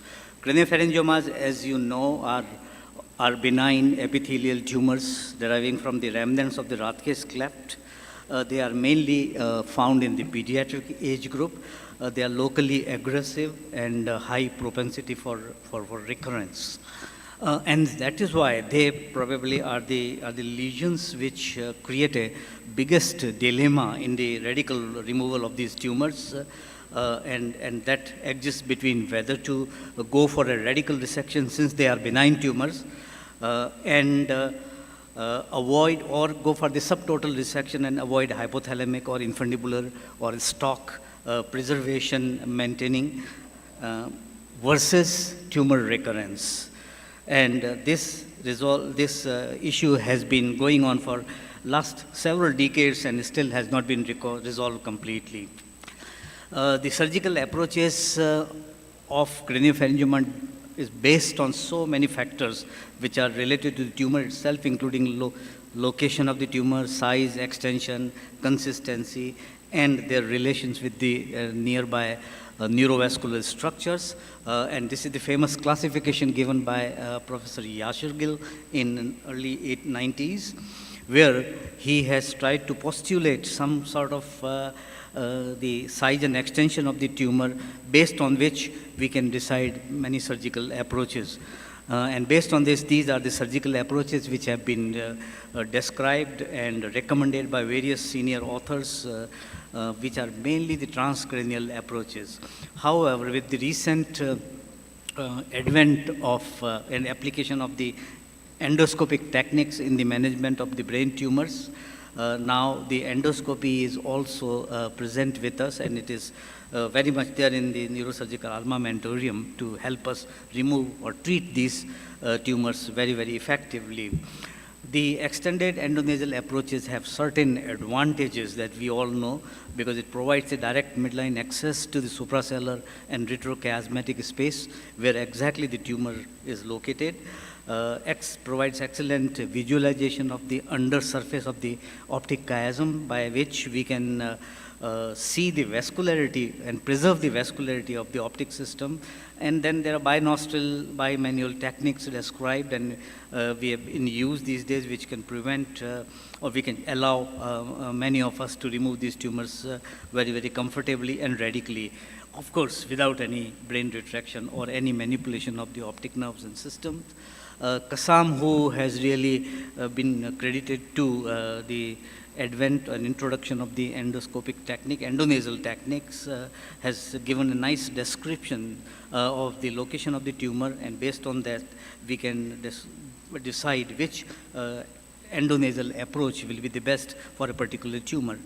So in the surgery of craniopharyngioma, the endoscopy can play a very major role by providing the approach or approaches. One of them, the endoscopic endonasal surgery, by which you can do the transcellular, transtuberculum, transplanum, and transclaval, or a combination of many of these endonasal techniques. You can also have endoscopic ventricular surgery using the transcranial route, and of course the microsurgery with the help of endoscope. So this is a broad description of the endoscopic surgery based on the location of the tumor. So when there is tumor which is located basically in the sellar region, you have the intracellular transsphenoidal approach using the endoscope. When the tumor is in the prechiasmatic or supradiaphragmatic area, you can use the transtuberculum approach. When the retrochiasmatic position is there of the tumor, basically the tumor is in the supradiaphragmatic or extraventricular region, you can have transcellular or transtuberculum or a combination of tuberculum and transplanum approach. When the retrochiasmatic tumor is partly into the ventricle, you have number of choices. You can have a simple plain endonasal approach, or endonasal approach combined with the translaminar terminalis approach, or endoscopic transcranial transventricular approach. When the tumor is purely within the third ventricle, you have the choice of using the endoscope, transcranial transventricular approach, or a microsurgery, transcranial microsurgery using the endoscopic assistance. So there are a few cases I'm going to demonstrate here and show you how effective these methods are. So this is a 25-year-old male with this tumor which is located right within the sella and not going into supracellular region. So very good approach for the transsphenoidal endoscopic approach. All you have to do is open the floor of the sella like we do for the pituitary tumor and remove it, the tumor under direct visualization of provided by the endoscope. This is another patient where the tumor was supracellular but infradiaphragmatic. Still, you can use the same nasal endoscopic approach with the touch of transtuberculum extension. And this is the patient, the intraoperative video. You can see the sella has been opened completely, and you face the tumor and dissect the tumor as far as the diaphragm is there.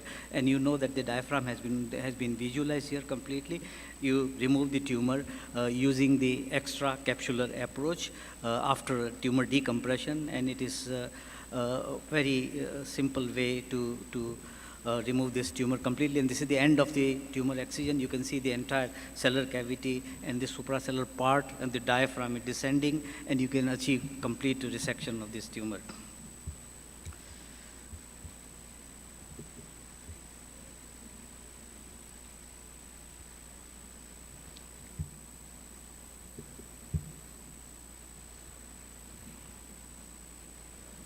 Slide is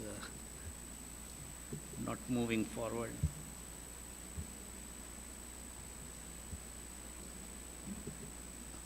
Oh, sorry. Okay, so this is another patient who has a tumor which is pre-chiasmatic in location, and it is pressing the chiasm posteriorly and is lying completely anterior to the chiasm. You use the endonasal endoscopic but transtuberculum approach, and here you make sure that you open the superior part of the tumor, find out the inferior surface of the chiasm by decompressing the tumor. This is how the tumor has been decompressed, and you see the typical machine oil fluid of the craniopharyngiomas coming out, decompressing the tumor. You bring the tumor capsule down and use the arachnoid plane, and this is the anterior cerebral complex. This is the optic chiasm, the left optic nerve, and then the right optic nerve. You do a nice bimanual dissection and take this tumor out completely. This is the end of the tumor removal. See the optic chiasm, which was compressed and pushed behind, has now come back to its normal surface, the normal location. This is the post-operative scan of the same patient showing complete resection. Another patient with a pre-infundibular craniopharyngiomas. Here, the tumor is lying anterior to the infundibulum or the pituitary stalk, and you have to really just identify the tumor before the infundibulum has been localized. So opening the dura, I go a little forward.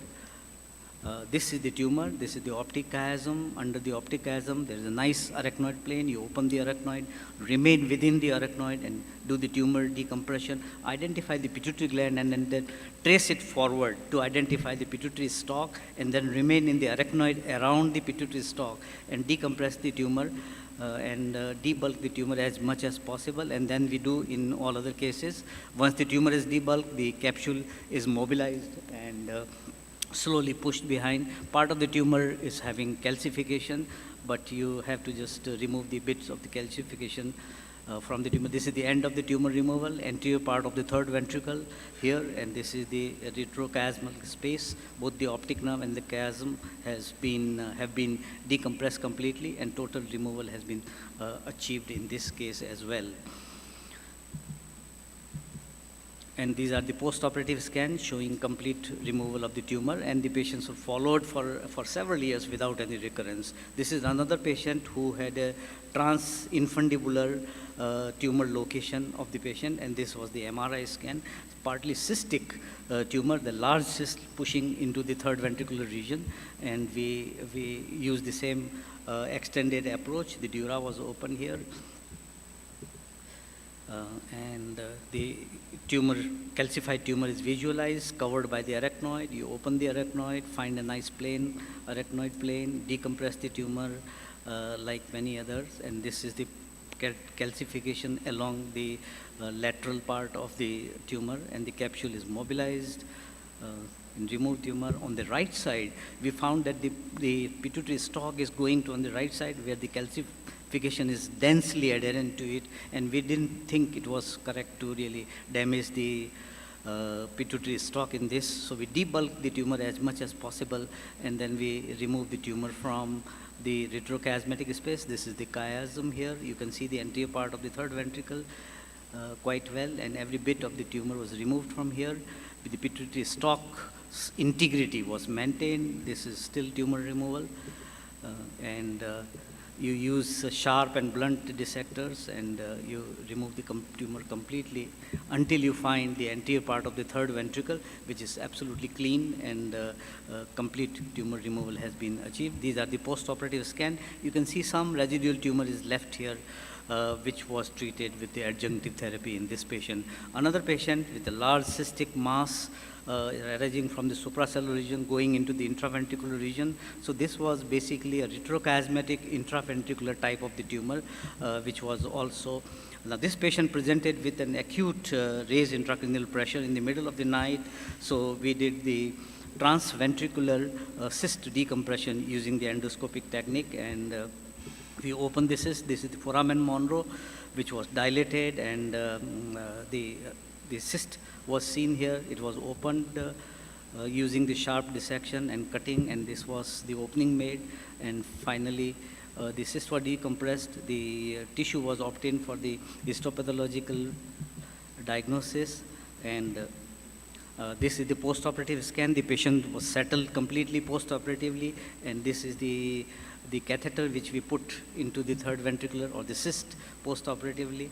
Few days later, we repeated the scan, and we found that the tumor is now basically in the retrochiasmal region. So we chose the extended endonasal approach, and we removed this tumor using the endonasal transtuberculum approach.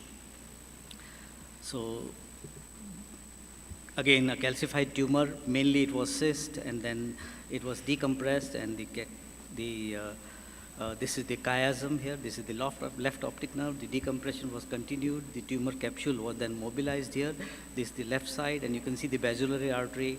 This is the third nerve, the PCA, and the superior cerebellar artery, and then the similar dissection on the other side was done. The infundibular was always kept in the view during the entire dissection, and this is the end result. This is the pituitary stalk, which was maintained, and some calcification which is seen here. This is the third ventricular, which is anterior part of the third decompressed completely. This is the interpeduncular cistern having the basilar artery and all these structures quite well. This is the post-operative scan showing a small enhancement. This patient was followed up, and we didn't find any growth in this tumor. Another patient with a completely intraventricular tumor, and here also we use the same extended approach.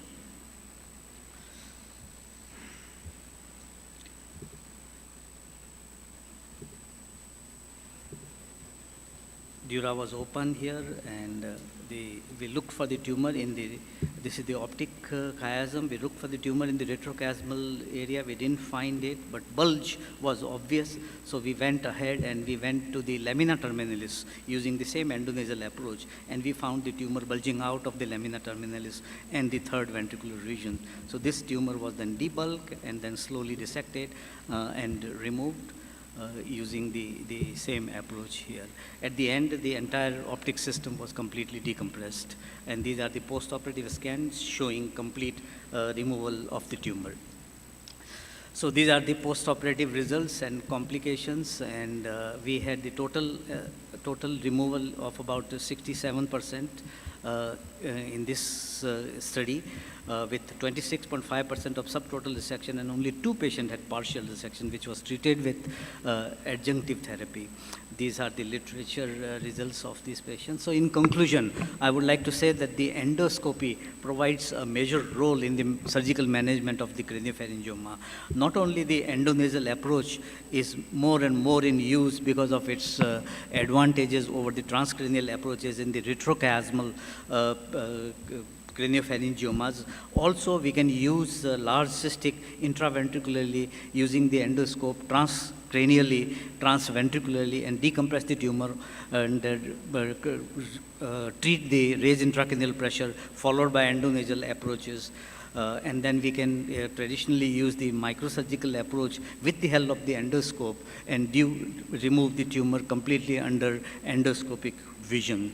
So the endoscope plays a major role in the management of the surgical excision. This is an announcement, and I would like to invite all of you to the Neurocon 2024, the annual conference of the Neuroendoscopy Society of India in Mumbai in March next year. All of you are invited for this conference. Thank you very much. Thank you, Dr. Sankla. The questions are invited for.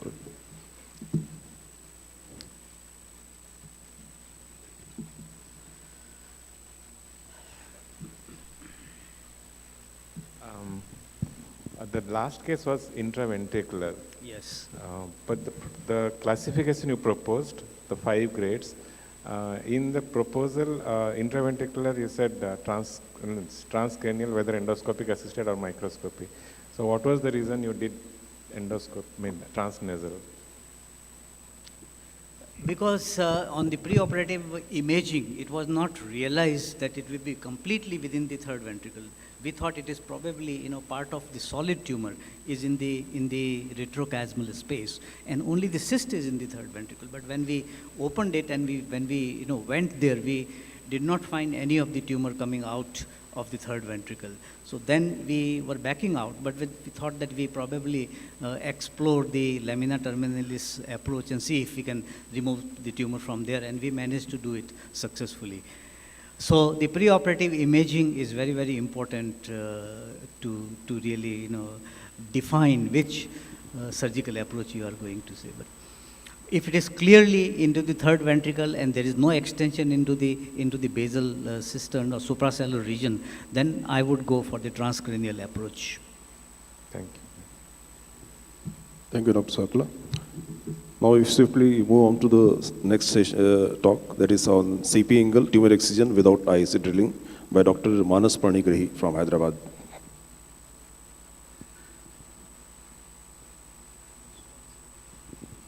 There's a very good imaging criteria to decide depending on the shifting of the floor of the third ventricle. Not very completely reliable, but gives a good guidance.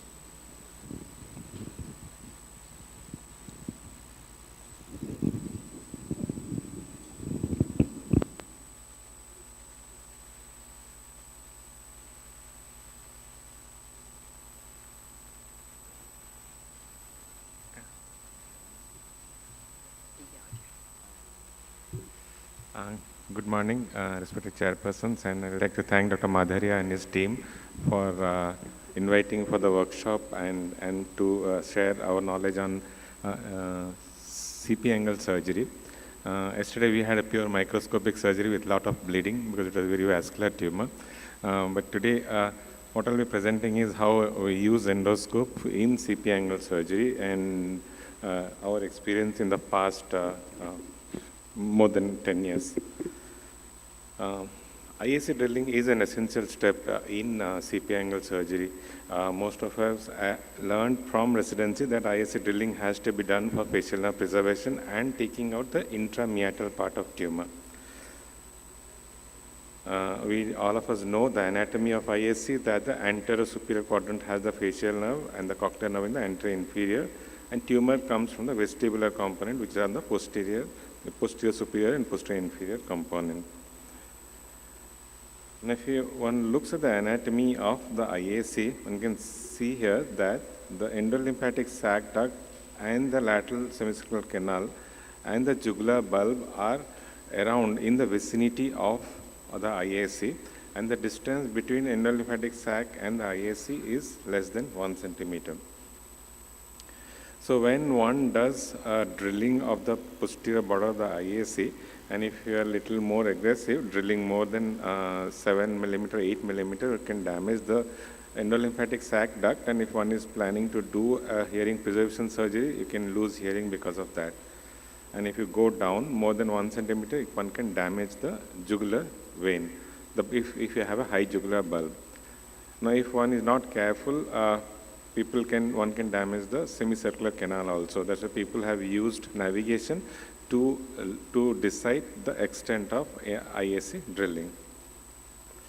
So complications of IAC drilling, which we do not give importance, are jugular bulb injury. If you have a high jugular bulb, you can have a hearing loss due to endolymphatic duct injury.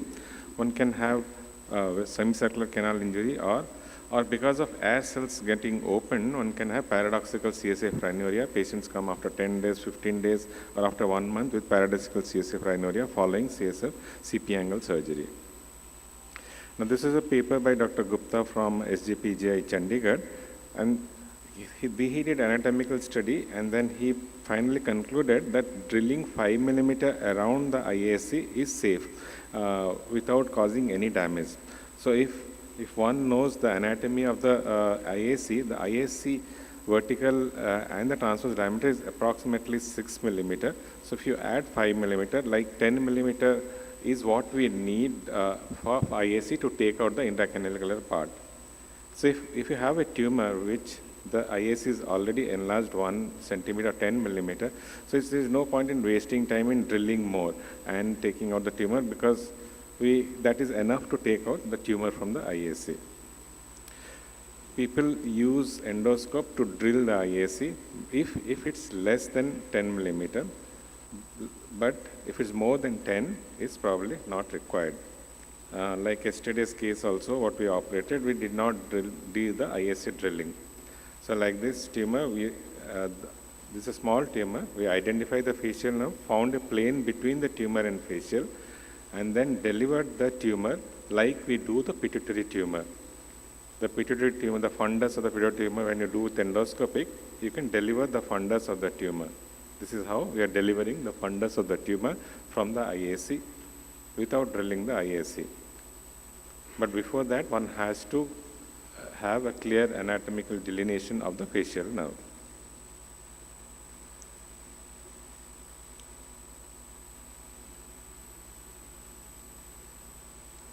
And then once it's identified, one can use the endoscope and take out the fundus. You can see that we are using endoscope, and then use the ring curette. Because you use the Kinovo microscope with the Kivo tool, one can see in picture both the microscopic dissection and the endoscopic, and take out the final part of the tumor in the fundus of IAC. Now this is another case. Again, taking out tumor under endoscopic control. The exoscope picture is there, upper part. The endoscope picture is the lower one. And both the facial nerve can be seen anteriorly. In the fundus, whatever is left out can be removed with the ring curette under direct vision.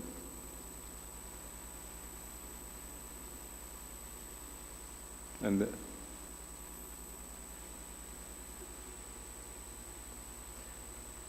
intermittently cross-check with monitor that we have not damaged the tumor, the nerve.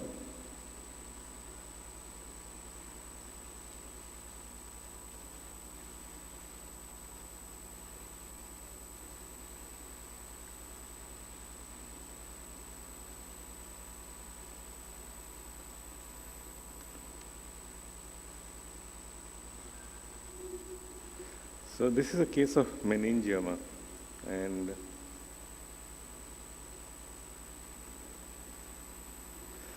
this is the lower cranial nerve, jugular foramen. This is the 7th nerve. Tumor was arising from the anterior border of the IAC, and it was going into the Meckel's cave. So one can hear that the Meckel cave tumor we have already removed, exploring that there is no tumor in the Meckel's cave. The part of the tumor which was adherent to the IAC, we are taking out with the endoscope. There is the 7th nerve seen clearly. So these are all endoscopic assisted. First we do microscopic excision, and whatever is left out in the foramens, either in the IAC or in the Meckel's cave, is removed with endoscopic assistance. can clearly see that it is attached to the anterior border of the. Under endoscope, it looks like a lot of manipulation because it's magnified view, but post-op, they do well. And this is the final bit of tumor being removed with the hook.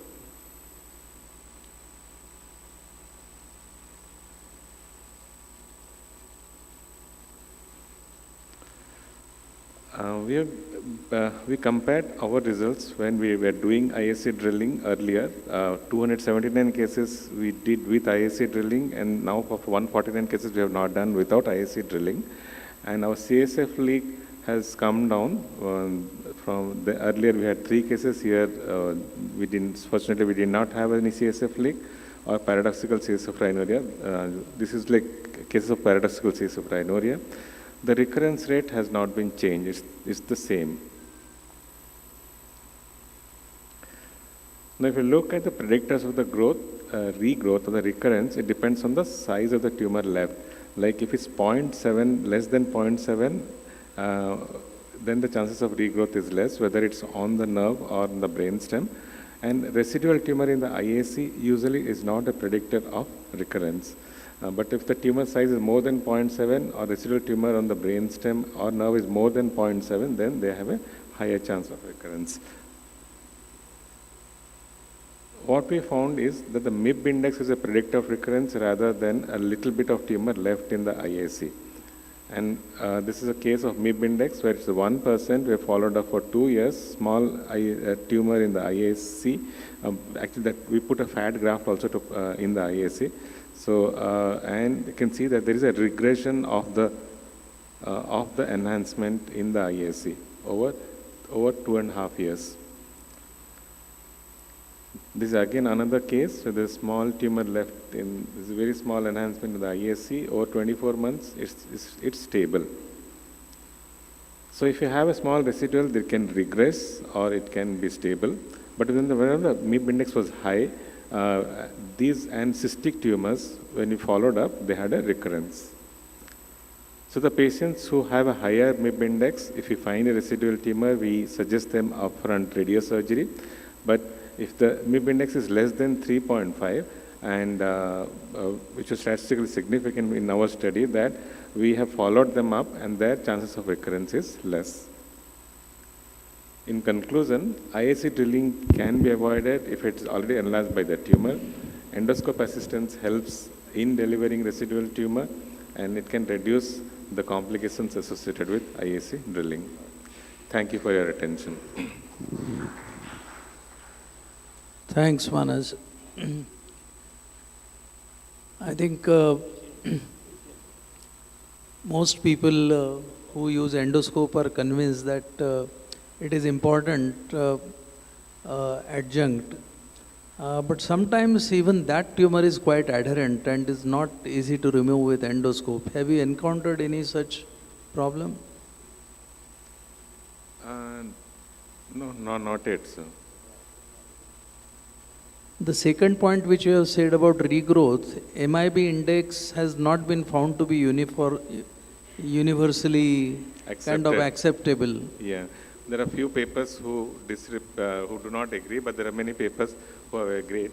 And we have followed up for the past like 450 cases, at least in our study, though it is, we revalidated. We first 250 cases and then we added the 450 cases. We got the similar result. The third point which I have seen mainly in radiosurgical literature is that nodular tumors are more, remnants are more likely to grow rather than linear remnants. I don't know if anybody has any comment on that, but thank you for your nice disposition. Anyone else? Sharad. Manas, good presentation. One question I have is, yes, in most of the cases, you are able to remove the tumor using an endoscope. Rarely you require IAC drilling because sometimes the IAC is quite expanded. And perhaps people have not spoken much about this because in the olden days, most of the doyens have advised drilling of IAC. Now my question is, sometimes when the tumor is very large, so even if you are able to successfully remove the tumor, the patient ends up having a significant facial nerve deficit. And I have found that in such cases, if you leave a small remnant there and give gamma knife, some of the outcomes are much, much better. Because you can actually remove the tumor very easily, but the very act of stripping that from already thinned out nerve can again lead to a significant deficit, and that is sometimes not very well acceptable for some patients, especially if they are in the higher socioeconomic status and they are really concerned about the facial nerve. So I have done this in some cases where they were really finicky about the facial nerve paresis, and I have found excellent results. So I don't know, what is your opinion on this? I have found dissecting at the brainstem origin sometimes difficult, and when you try to tease out from the brainstem, they do not recover facial palsy.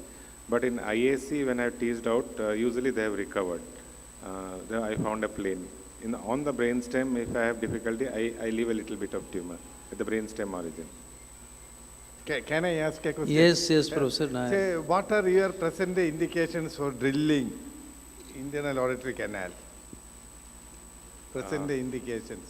Or you don't drill at all now? I don't drill, but if you ask, I have to tell less than 10 No. but I don't drill. Okay. Actually, 2 days back, I was at Ahmedabad giving a lecture on vestibular schwannoma. A good question was asked to me. Same by Deepak Patel. He is a very senior man there. So he asked a question, do you believe in identifying with a very large tumor, what he was telling is a distorted anatomy. It is very difficult sometimes to know where this canal is. So that's a valid question he asked. There is something called Tübingen line. Tübingen line, actually you told, posterior, inferior, lateral to the jugular foramen. There are vertical folds of dura going up from the vestibular aqueduct. These vertical folds, they go up, and at some point of time, all of them end at the same line. And that line is just at the inferior border of internal auditory canal. So you can drill above that vertical fold, because many people, they don't have endoscope. So people who don't have endoscope should know, say it should be drilled actually, because you identify the seventh nerve there easily, Well, thanks, Suresh. So actually, everybody has endoscope nowadays because of spine endoscopy and third endoscopy. And well, the so next can I have paper is one going to talk so about one comment, sir. IM localization. Yeah, one comment, like, see, I am telling no IAC drilling. Sarath is going one ahead. You leave the tumor in the IAC also. So, means it's up to you, up to people what to accept. Thanks, Manas. Next paper is on IM localization. So we'll have some more discussion, I am sure, with Professor Nair's comments. Devabrat Sahani, Sahana. You are currently working in Raipur, right, Devabrat? And this is a surgical anatomy or cadaveric anatomy? Surgical, sir. Okay. I'll tell you, sir.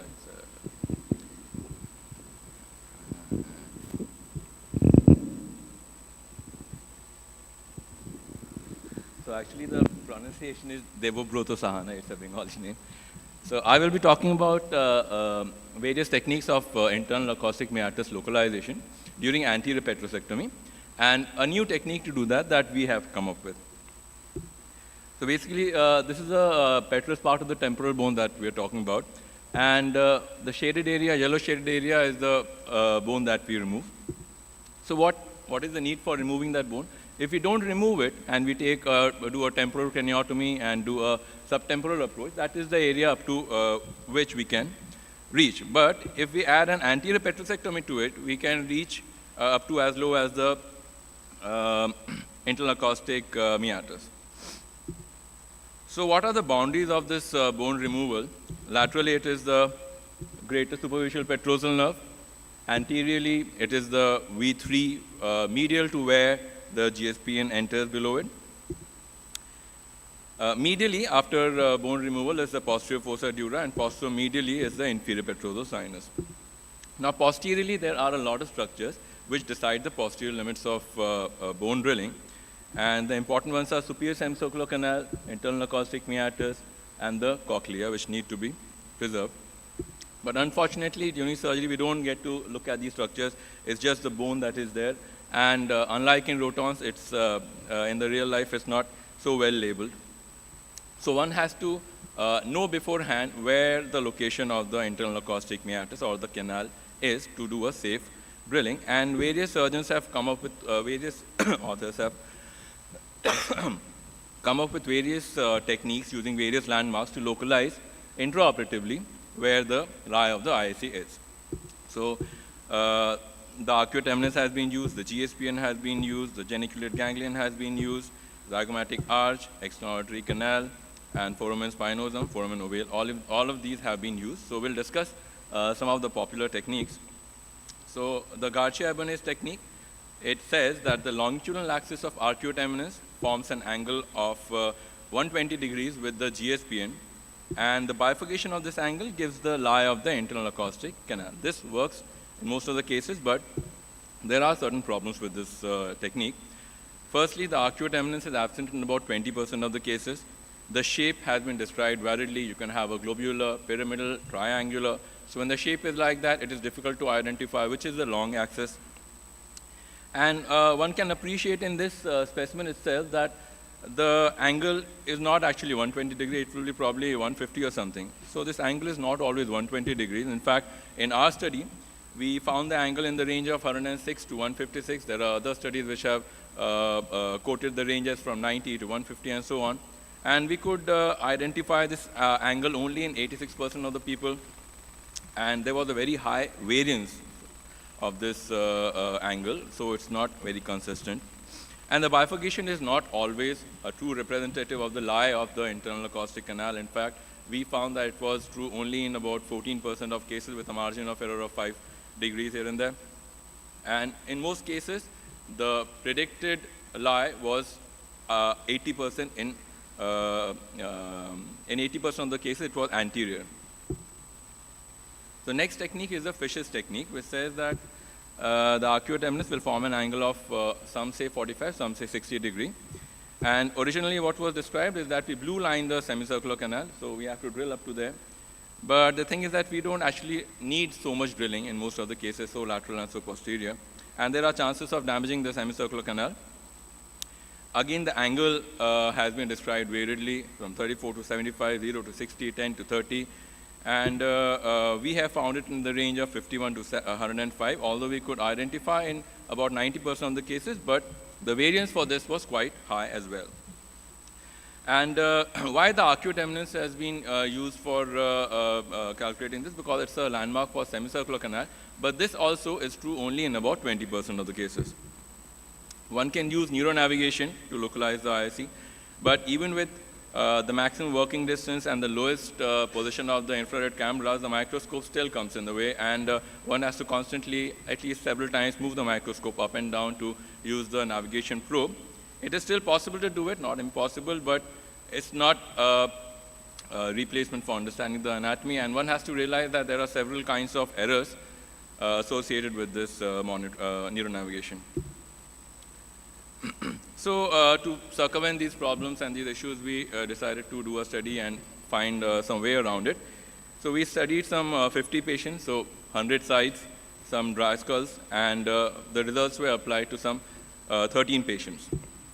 So using volume rendered CT scans, we identified the foramen ovale, foramen spinosum, the groove for GSPN, and the arcuate eminence, and we could identify the ovale and the spinosum in all the cases, but that was not so for GSPN, arcuate eminence, and sometimes combined. So like I said, these angles were calculated, Garcia-Ibanez and the Fisher's technique, and we could do it in some patients, some not, but there was a very high variance, so these angles are not very consistent. And we found a new angle. So to calculate this, we joined a line on the outer borders of foramen ovale and foramen spinosum. And the second line was joined from the anterior border of internal acoustic meatus to the posteriormost part of the foramen spinosum, and this was extrapolated onto the first line. And this angle was calculated, and we found the mean was about 94 degrees. We could identify this angle in all cases, and the good thing was the variance was about 1/4 of what we found for the other two angles. And we found similar results when we did this on dry skulls. The mean was 95. And finally, we decided to implement this angle for localizing the ISC in some patients. So this was a 27-year-old female with a epidermoid in the prepontine, ambient, and CP angle region. So a standard position, standard incision, and standard craniotomy that like we would do for any anterior petrosectomy. And we drilled the temporal base flush. The dura is reflected off the temporal base.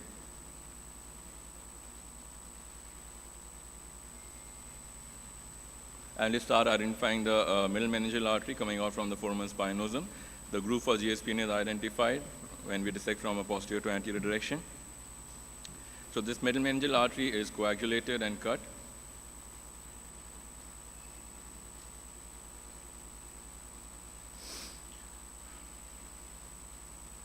We see a bony spur over the foramen spinosum. This also was drilled off.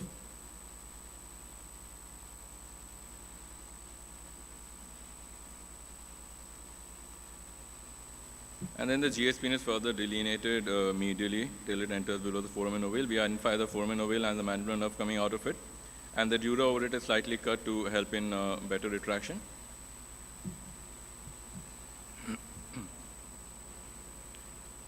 Now next is drawing this angle. So the outer border of foramen ovale and foramen spinosum are joined.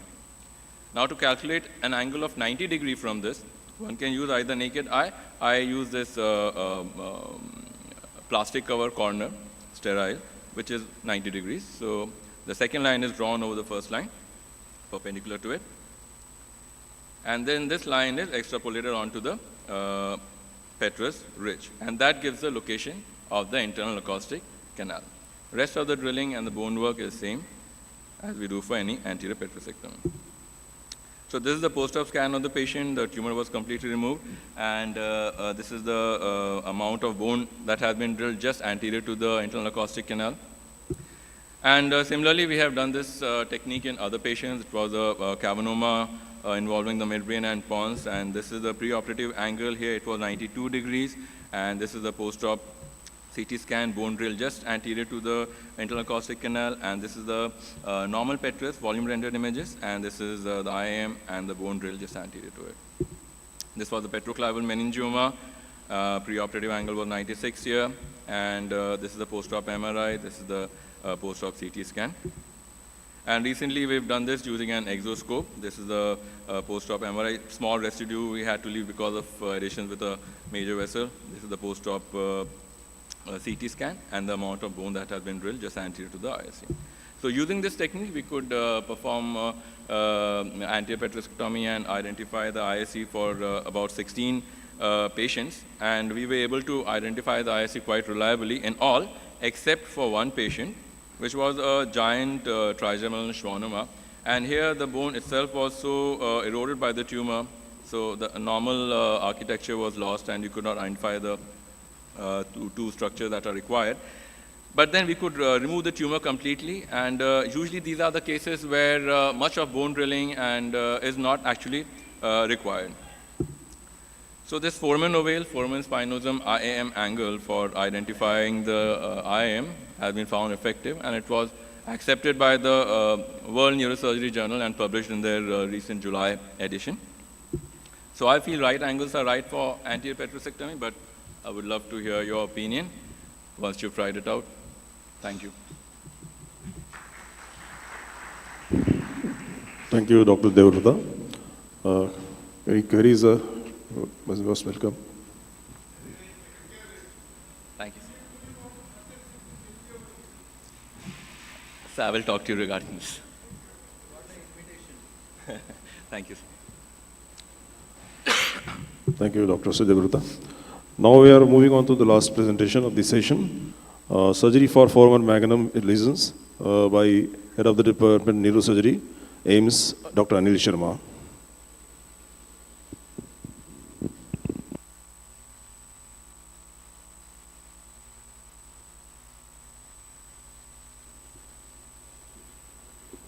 A very good afternoon to respected chairpersons and faculties and participants. I will speak on surgical approaches to foramen magnum meningiomas, foramen magnum lesions. So as we all know, foramen magnum lesions are difficult to operate upon because their intricate relationship with several neurovascular structures, vertebral artery, lower cranial nerve, and brain stem. And because of their distinctive location, majority of these tumors are meningioma, almost 70% of the time, apart from other pathologies. And these meningiomas, they are known for their insidious and chronic onset. The latent period between onset of symptoms and between origin of lesion and onset of symptoms is almost 2.5 years. And this presentation can vary from asymptomatic mild headache to quadriparesis, quadriplegia, and respiratory symptoms, lower cranial involvement. So there is huge variety of presentation can be there. And due to wide arachnoid space at this level, these lesions are often quite huge. So as we all know, the anatomy of foramen magnum, I will not go into that detail. So there are various classification systems for foramen magnum meningiomas, depending on their relationship to dentate ligament and in relation to vertebral artery. And surgical approach is dictated by the extent of the tumor and location of the tumor. Whether it's ventral to dentate ligament, it's posterior to dentate ligament. Posterior to dentate ligament, these lesions can be approached by usual suboccipital craniotomies. And anterior to dentate ligament and ventrolateral position that need to be tackled with the either with far lateral or ventral approaches. So coming to far lateral approach was originally described in 1986 by Heroes. And there are several modifications after that with far lateral, modified far lateral, transcondylar, supracondylar, and paracondylar approaches. So for majority of these lesions are quite huge due to wide subarachnoid space, their insidious onset of symptoms. And for huge lesions, for condylar drilling is often not required. It is more difficult to operate upon a small lesion rather than a big meningioma or big lesions. So this is far lateral approach. Far lateral approach, there are various incisions that can be taken. It can be curvilinear, it can be lagious. My choice, I prefer to take reverse hockey stick incision in 3/4 quarter prone position. Patient is position in 3/4 quarter prone position, and incision is marked from anion to C3 or C4 level. That is dictated again by the extent of pathology, and it's then turned towards the mastoid. So this is the position of the patient. So this one, a large foramen magnum meningioma. Here we can see severely compressing the brainstem. And vertebral artery, it seems vertebral artery is encased by the tumor. We can appreciate here. So this surgical video. So far lateral approach is nothing. It's inferiorly and lateral extension of lateral suboccipital craniotomy. The dura is opened in a curvilinear fashion. Tumor is visualized. Arachnoid is being incised. So most of these tumors, this lower cranial nerve will be draping posteriorly over the tumor, and cutting off dentate ligament most of the time provide enough space to play around and to dissect around the tumor. Basic principles of the surgery remain same as we operate on meningiomas, like dissection, devascularization, decompression. Decompression make our surgery much easier and safer because we have some rooms to dissect all around the tumor, and tumor is being decompressed with the ultrasonic aspirator. Here we can see vertebral artery. So tumor is being dissected medially from the brainstem. It's being cut. We have to take care of the lower cranial nerve. We have to be very careful about that. That's why decompression make our surgery little easier and safer. Tumor is being delivered from brainstem. And this is the part that was adherent to vertebral artery. Here we can see tumor is being decompressed with the CUSA, and here we can visualize the opposite vertebral artery. So we took help of ICG. Here we can see opposite contralateral vertebral artery and pica. So for this tumor adherent to vertebra, usually there will be a plane, so arachnoid plane will be there majority of the time, we'll find a plane. But in this case, there was no definite plane between tumor and vertebral artery, as was perceived by the preoperative imaging. Intraoperatively also, we took help of ICG angiogram. Tumor is being decompressed with CUSA. This ICG also, there was tumor could not be delineated from the vertebral artery. So tumor was decompressed with CUSA and hemostasis was achieved. So this is post-operative imaging at 6 months. There is no obvious residual tumor or enhancement, and this that cervicomedullary that compression that has been relieved, and patient improved post-operatively. Though he had transient lower cranial nerve involvement post-operatively, but that improved over a period of weeks. This is the axial images post-operatively. There is no obvious residual. This is another case of foramen magnum meningioma, again operated by far lateral approach. So this we can see how cranial nerves are draped posteriorly. The tumor, again cutting off dentate ligament provide enough space. Tumor is being devascularized and being decompressed. I'll skip this video. Tumor is being dissected. Here we can see vertebral artery, and this tumor has been delivered.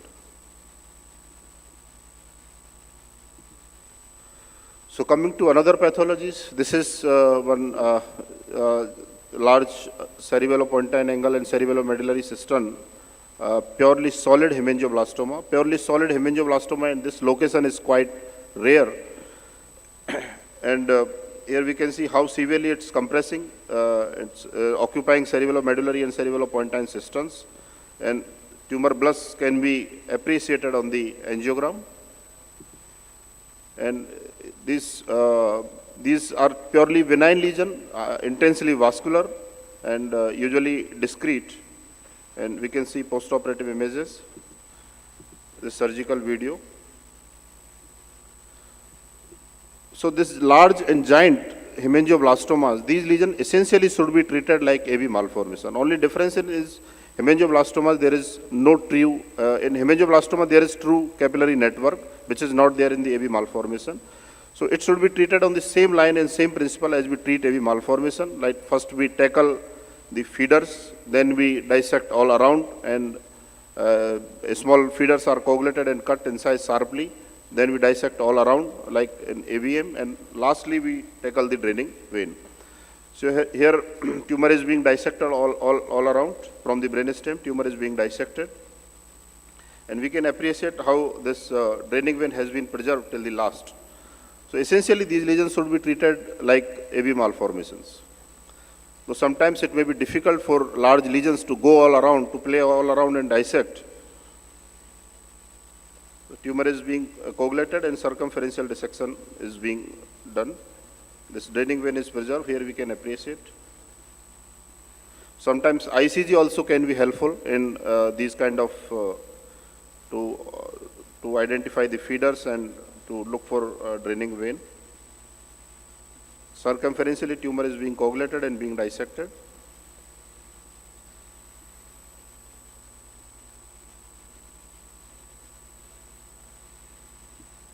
Tumor has been, now is being delivered. So this was published. We published our experience of giant and large solid hemangioblastoma without preoperative embolization.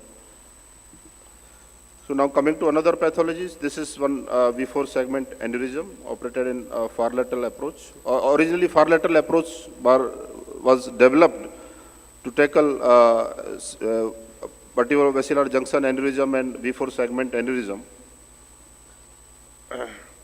So here is the view after opening the arachnoid. The dentate ligament has been cut. Here we can see 11th nerve. This is the aneurysm. aneurysm is being dissected, neck is being dissected.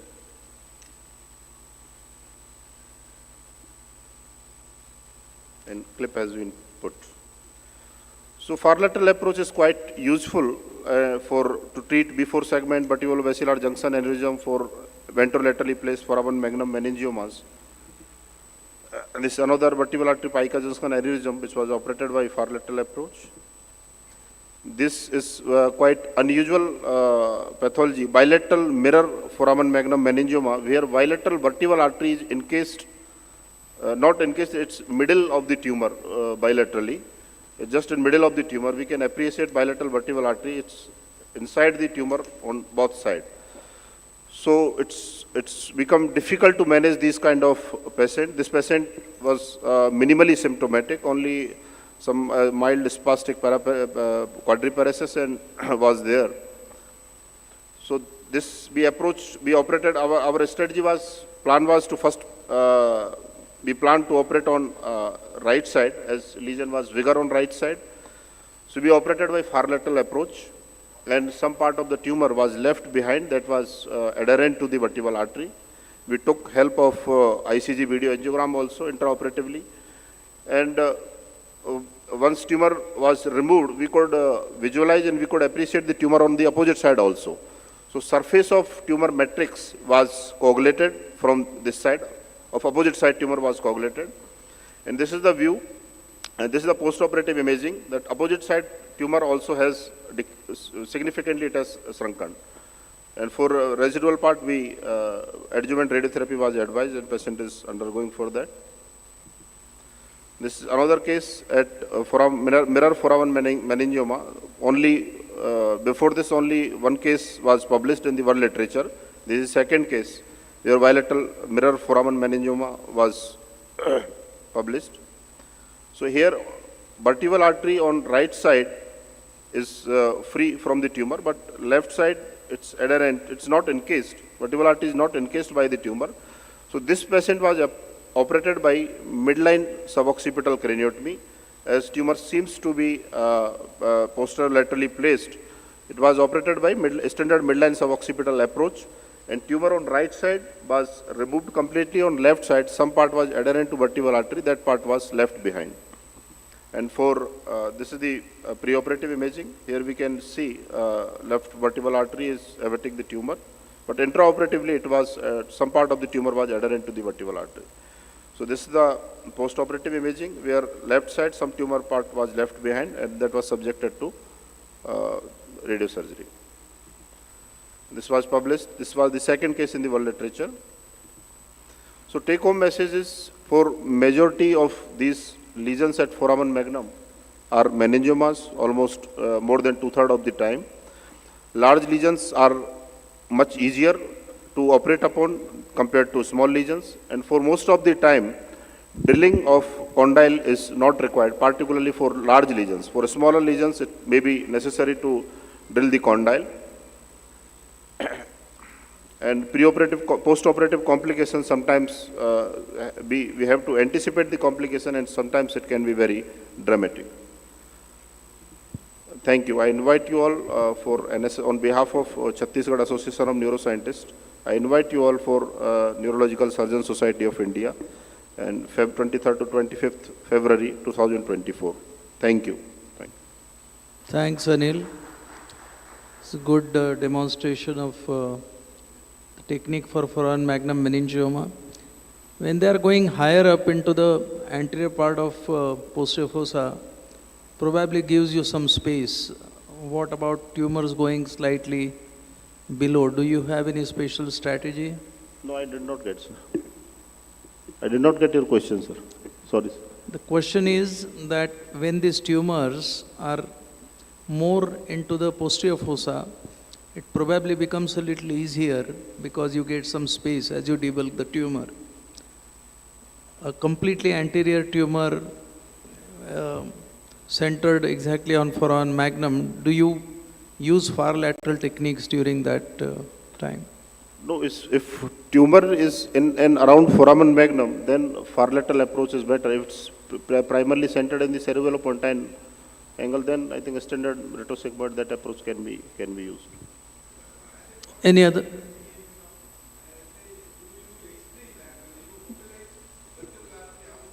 Yeah, yeah. Yes, yes, sir. For most of the time, even drilling is not required, particularly for large tumors. And while we are operating for aneurysm, particularly like that V4 segment aneurysm, in these cases only vertebral artery mobilization is required. Otherwise, for routine for meningiomas, means I don't see this mobilization of vertebral artery in identification is necessary majority of the time. If there are no other comments, we'll end this session. We are already late for the upcoming two important lectures. So thank you very much. Thank you, sir. Thank you.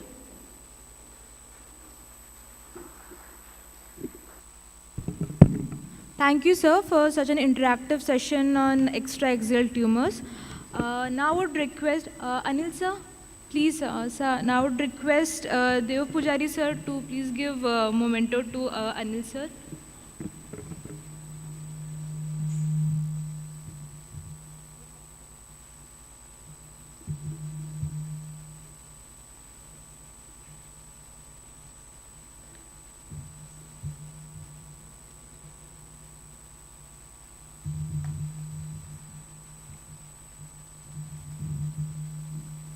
I would request Suresh Sankla sir to please come over here.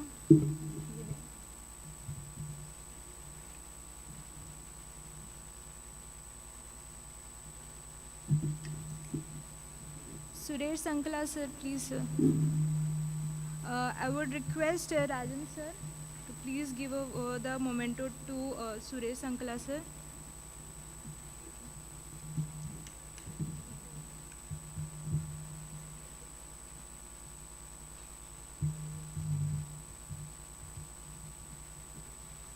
I would like to call now Dr. Manas Panigrahi sir and request Shyam sir to please give over the memento to him.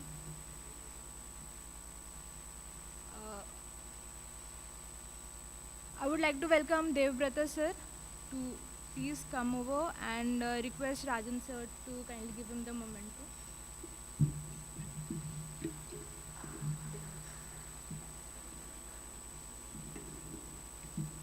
I would request Suresh Nair sir to please come over here.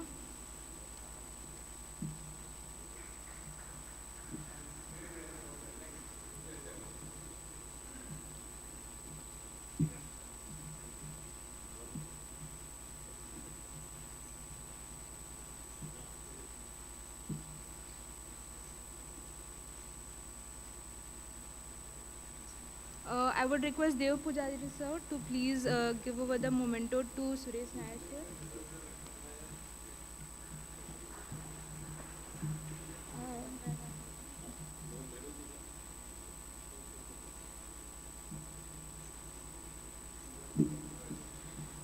Now I would request Suresh sir to give over the memento to Dev Pujari sir, Rajan sir and Shyam sir.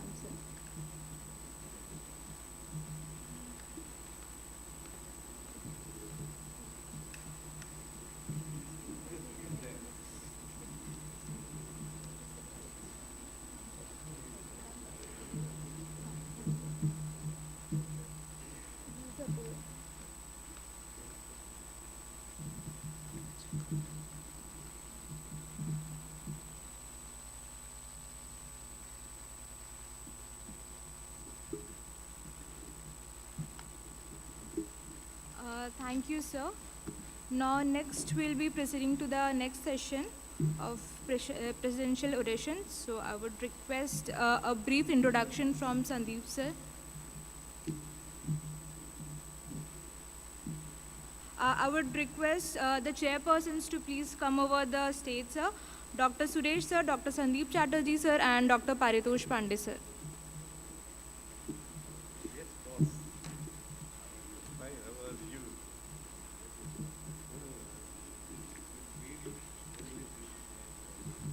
Sir, please.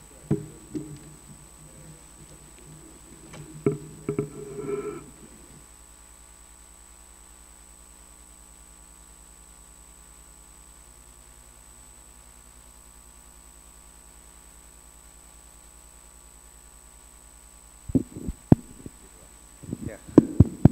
Okay, can we start the next session? It's a very important session. So this is, the oration. We have two orations coming up. The first is, NSI President oration by Y.R. Yadav from Jabalpur, and to introduce him, let me call Rajiv Sahu, Professor Rajiv Sahu, to introduce Y.R. Yadav. Sahu, please.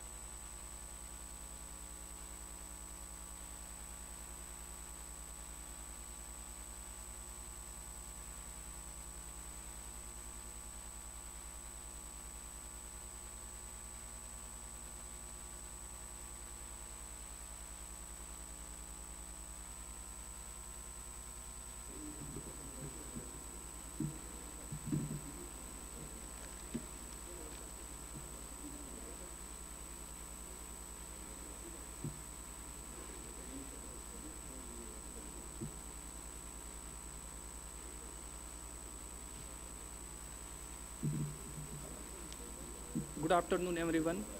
Sorry for delay.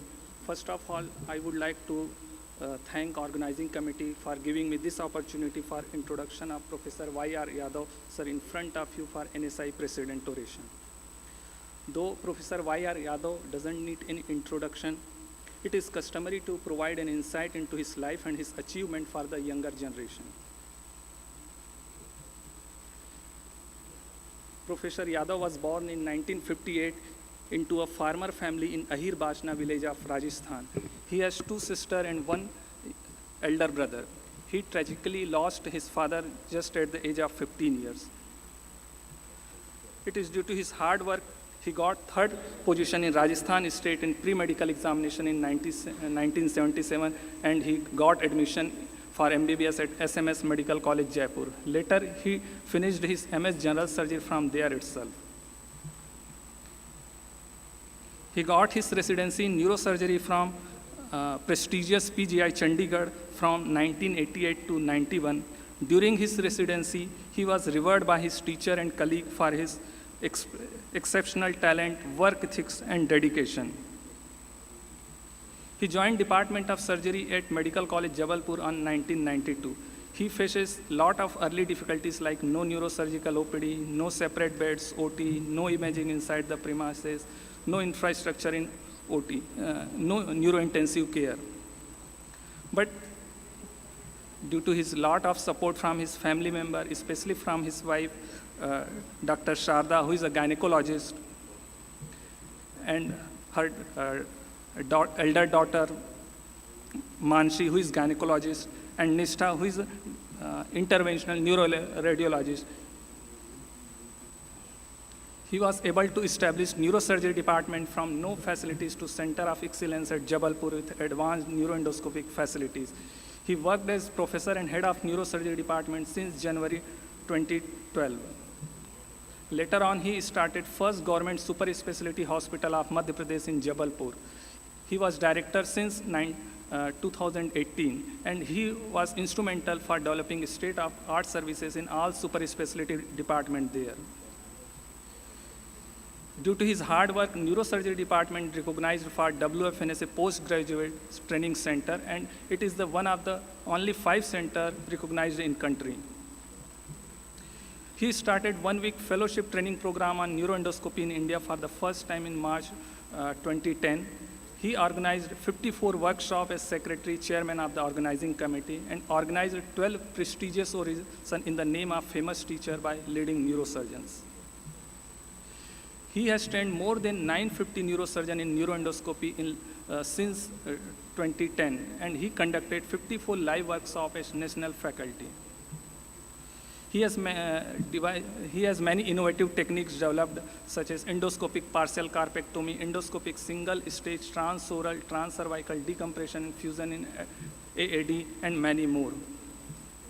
He has many innovations in his name, like minimally invasive tubular brain retractor, modified brain retractor for deep-seated lesions, inexpensive model for training in endoscopy. He has more than 10,000 citations of research publication, published more than 200 publications, out of which more than 100 in neuroendoscopy. He is the editor of Neuroendoscopy Surgery and co-editor of Neurology India since 2017. He participated in 3 of international trials, KRSHNA, KRSHNA, and BRAIN trial, and invited as writing committee member in KRSH trial. He has presented more than 280 presentations in various conferences, conducted 59 webinars. He received a Charak Award in 2011 and Lifetime Achievement Award by Jabalpur Surgeons in 2023. He is an expert reviewer of 42 journals. He was vice president and later on president of MP Association of Neurosciences, and he was vice president Neuroendoscopy Society of India, later on president Neuroendoscopy Society of India. He was executive committee member and chairman of Young Neurosurgeon Committee of Neurological Society of India. In spite of all this, his achievement, he is simple in nature, great human being who dedicated his life to train neurosurgeon and propagated knowledge all over the world. So now I request Professor Y.R. Yadav, President of Neurological Society of India, in front of you to deliver his presidential oration.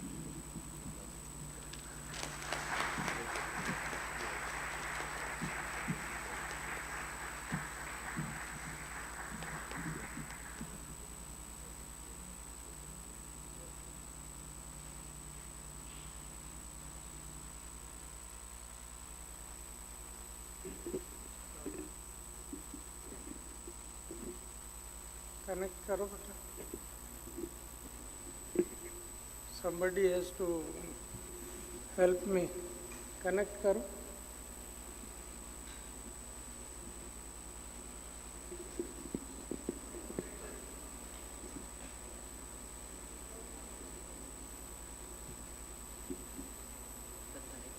Connected.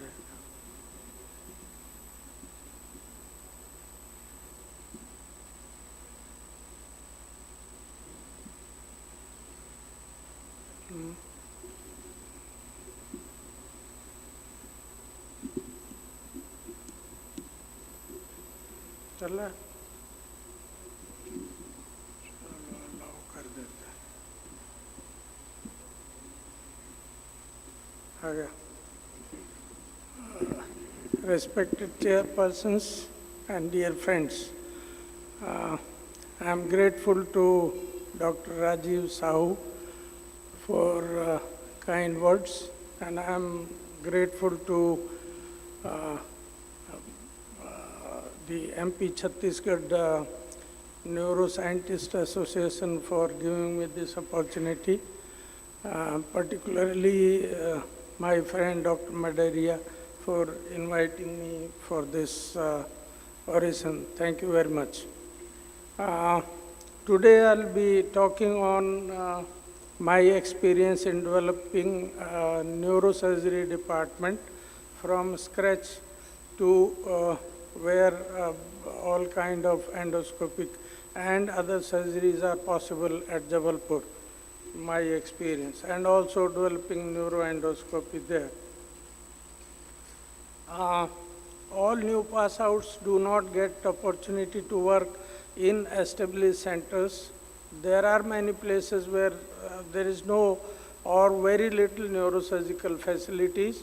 I faced this problem before, and therefore I am sharing my experience to help a young colleague, and this is possibly useful for neurosurgeon and neurophysician as well. This experience can be used in starting the other medical specialties also or sub-specialties. But the limitations are, this is my experience in a peripheral medical college with lot of limitation, and possibly this is an old experience 20 years back, so this may not hold true for everyone, and it may not be true in all the circumstances and all the colleagues possibly working in a better place with all the corporations and people willing to help. So in the beginning, in 1992, when I joined, there was no separate ward, so I used to share neurosurgical patient in different general surgery ward and used to visit there and see those patients. It was difficult to catch hold the general surgery resident there because they used to be on different duties. No neurosurgery resident, only general surgery residents on rotation used to look after my patients, and obviously by the time they learn something, in 1 or 2 months' time they are posted out. There were no trained neuro nurses, no operation theater, no equipment, practically no equipment, and there was no neurosurgeon or any other colleague, so I have to work for 15 good years all alone. So when you are on the call every day, so it puts you, extra stress is there. There was hardly any budget, and there was obviously no additional training or learning opportunity.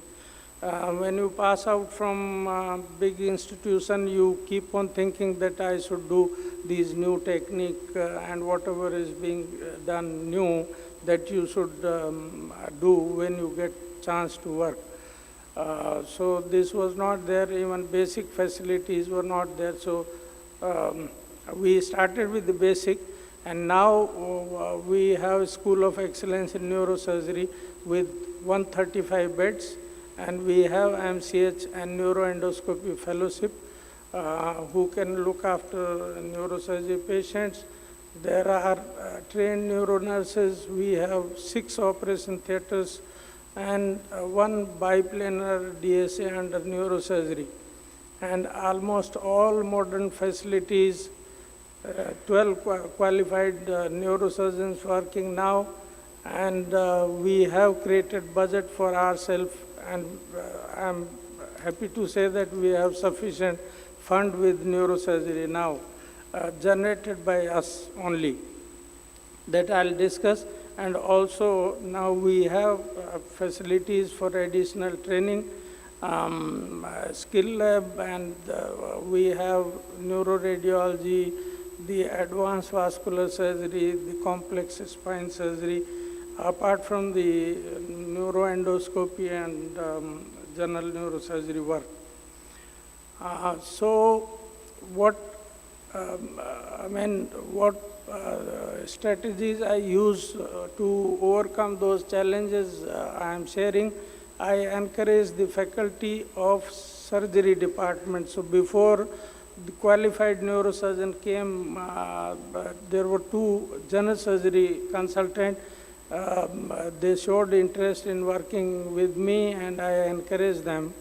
And they became neurosurgeon later on after resigning general surgery. And also encourage other neurosurgeons to join me. The administrative help was taken, so separate, before starting the department, we got separate neurosurgery ward, and I used to teach surgery resident, nurses, and the attendant, even the attendant, about the disease, possible complications, and how to diagnose them, and inform me if there is any. Purchase instrument from my own money, and then later on we started saving from the conferences and the workshop, and then gradually the government and non-government organization help also came in the form of educational initiative from farmers, corporate social responsibility also from various agencies, ICMR and DST projects were also the help for getting some instruments. Staged learning, utilizing all available training methods, which I'll discuss later on, how to update yourself. And we kept on publishing in journals and in paper about our work, and present work in the conferences. Now, regarding the development of neuroendoscopy, this can also be used as development of any other specialties. So the same philosophy was adopted. And regarding development of subspecialty, I think it is important to get early recognition. To have early recognition, it is better to start a subspecialty for a young colleague. So we thought on this aspect, and also presented a paper, published a paper in Journal of Surgery. And the silent features are that first you have to decide which subspecialty you want to go. So give sufficient time. You should do a good brainstorming session, considering that specialty should be comparatively new and unique. It should be interesting, and it should be possible in the local setup. Has sufficient indication, so you should have sufficient patient, affordable, and you should be knowing that subspecialty also. The availability of mentor and the training center should be there. The clinical outcome should be better or comparable to the existing method.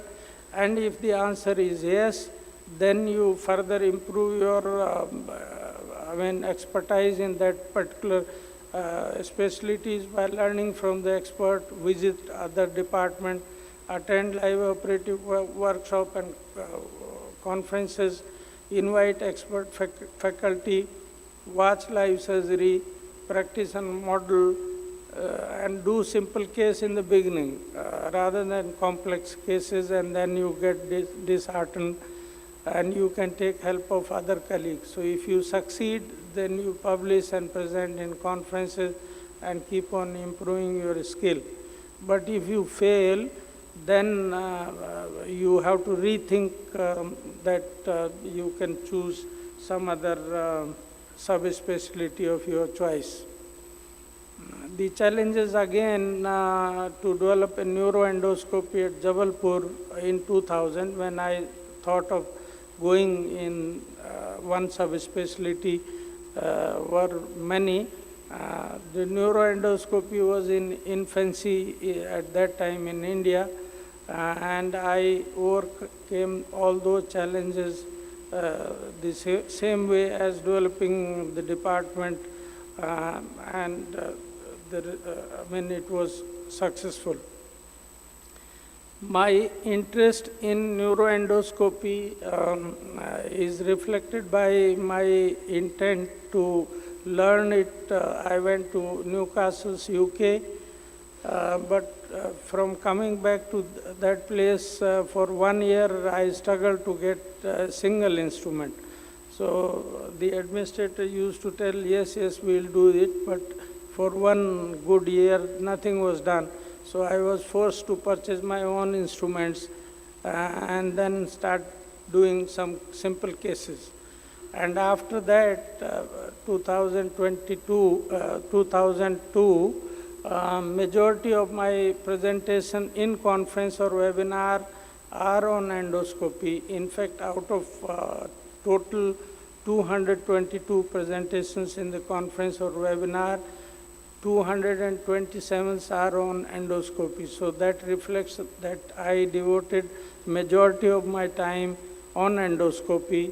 The first endoscopic presentation was in NSI at Indore in 2004, and that was experience of initial 78 cases on endoscopy. And majority of my publication also were on endoscopic surgery. That what point I want to stress is that thinking of something is not enough. You have to put in enough effort to see that you overcome all the limitations. So out of total 165 publication peer reviewed, 103 are on endoscopic. So majority of my publications are also on endoscopy. The first publication was again in Neurology India in 2004 on thalamic abscess endoscopic treatment. I continue to pursue neuroendoscopy training and practice. So we started a 6-monthly, 1-week neuroendoscopy fellowship program as early as March 2010. And we started first university certified 1-year neuroendoscopy fellowship training program in April 2017. And we have trained so far more than 950 fellows from India and abroad, became president of Neuroendoscopy Society of India, perform endoscopic live surgery as guest faculty in 54 live workshops, editor of a book, Neuroendoscopy Surgery, a comprehensive approach. So all denote, reflecting that my interest in endoscopy continued for quite a long time. So again stressing that not only you have to think of that specialty, apply your mind whether it is proper for you, but you should continue to work for that specialty, then only the success comes.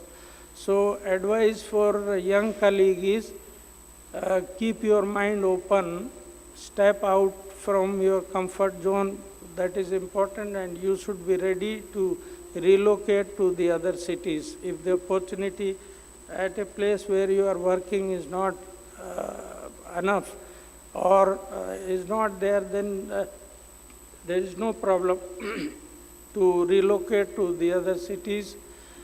Do what is possible. This is, I think, the mantras. Most people come to me and they say, sir, we don't have facilities or the boss does not allow us to work. So do whatever is possible in the given circumstances. And I think most of the people are good. When you show your competency and your work, everybody allows you to work. So avoid frustrations. If you don't get the facilities of desired work, do whatever is possible in the given setup. Develop good relation with politicians, administrators of the college or the hospital and the other colleagues. This is also very important, of anesthesia, anatomy, surgery, ENT, ortho. You can take help of these colleagues to develop, learn the technique. It is not difficult because most of these colleagues require your help in day-to-day practice also. Avoid ego.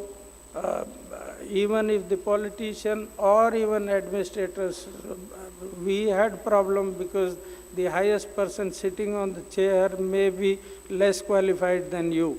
So the person sitting on the chair you have to respect, and I think most people are helpful. So create additional budget for your department, because you can purchase one instrument, but they don't go for their maintenance later on. So if you have budget, in our department there's no single equipment which is non-functional. So whenever there is any problem and the college does not repair, we have our own fund to take care of that. Enjoy and love your work. This is important. So it should be interesting and you should enjoy your work. Give priority to work to gain better learning opportunity than the financial gain. Most of the young colleagues may think of the financial gain, but I think the work experience is more important than money. Work with the expert, it gives you opportunity to develop valuable professional connections and branding. Keep learning new things. Have long-term plan. Avoid short-term gains and find a mentor. This is also equally important. Teaching the learned skill is also very vital. Otherwise, whatever skill you have acquired will die, and especially when you don't have anybody in your team who can do the similar kind or better work than you. So develop a good team and competent successors. And I am happy that most of my colleagues can operate whatever I am doing. And you have seen in the workshop yesterday, the two of my colleagues who were able to perform surgery, publish in journal and paper and present your work. You can accept administrative post. I accepted a director post at the second half of your career, or maybe the 5 years before your retirement. That is what exactly I did. It has advantage and it has limitation. It takes away your working hour, productive working hour, I must say, in area for your interest. But when you are an administrator, you can help develop your department also, and it gives your junior colleague to improve their skill, because once you are not in the OT, then they have better chance to do the surgery they want. The other advice is, I think, do some general neurosurgery for 5 years for solid foundations, and then you can start sub-specialty later on for early recognition. No half-hearted attempt, as I said, that you need to give sufficient time to the subspecialty if you desire to do so. Learn a new technique. This is important. Whatever you are doing, everybody else will also learn. So keep learning new thing every year. This is what I keep telling my juniors. So learning a new technique is overcoming the limitations. This is very important. Everything has a limitation. There are advantages and limitations. So you have to overcome those limitations to become expert. And my concept of learning a new technique is that I added a curve D in the Scott parabola. There are stages of learning which is given in this Scott's parabola. There is a stage when you think of a new idea, doing something new. Then there is a curve of increased enthusiasm. Initial enthusiasm will be there, but later on there will be decreased enthusiasm because of the limitation of that technique. So there are limitations. For example, in endoscopy, there are many limitations. So you only think of advantage, but there are limitations. So you need to overcome those limitations. So D curve is overcoming the limitation, which is very important. And unfortunately, most of our colleagues stop at C curve. So when you have problem, initial enthusiasm is there, but there are complications later on, so they give up. So overcome those limitations, and I'm sure you will succeed. Recognize deficiencies, find solutions, persistence and a strong desire to find a solution. It helps. I keep writing the difficulties I face during each surgery, and then I keep writing the possible solution and keep reading them every monthly.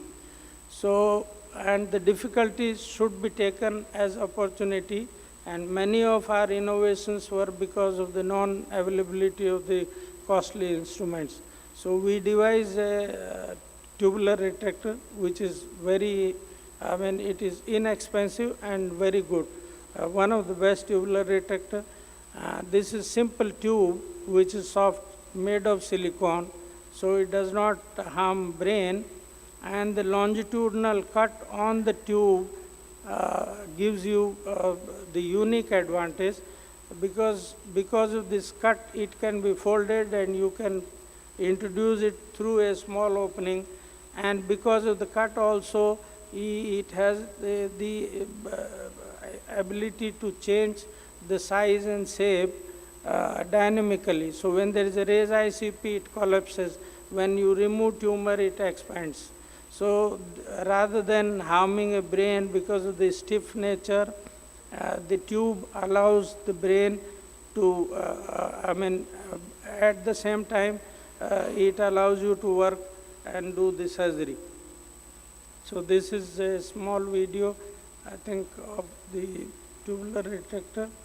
So I don't have to, this was a atrial tumor.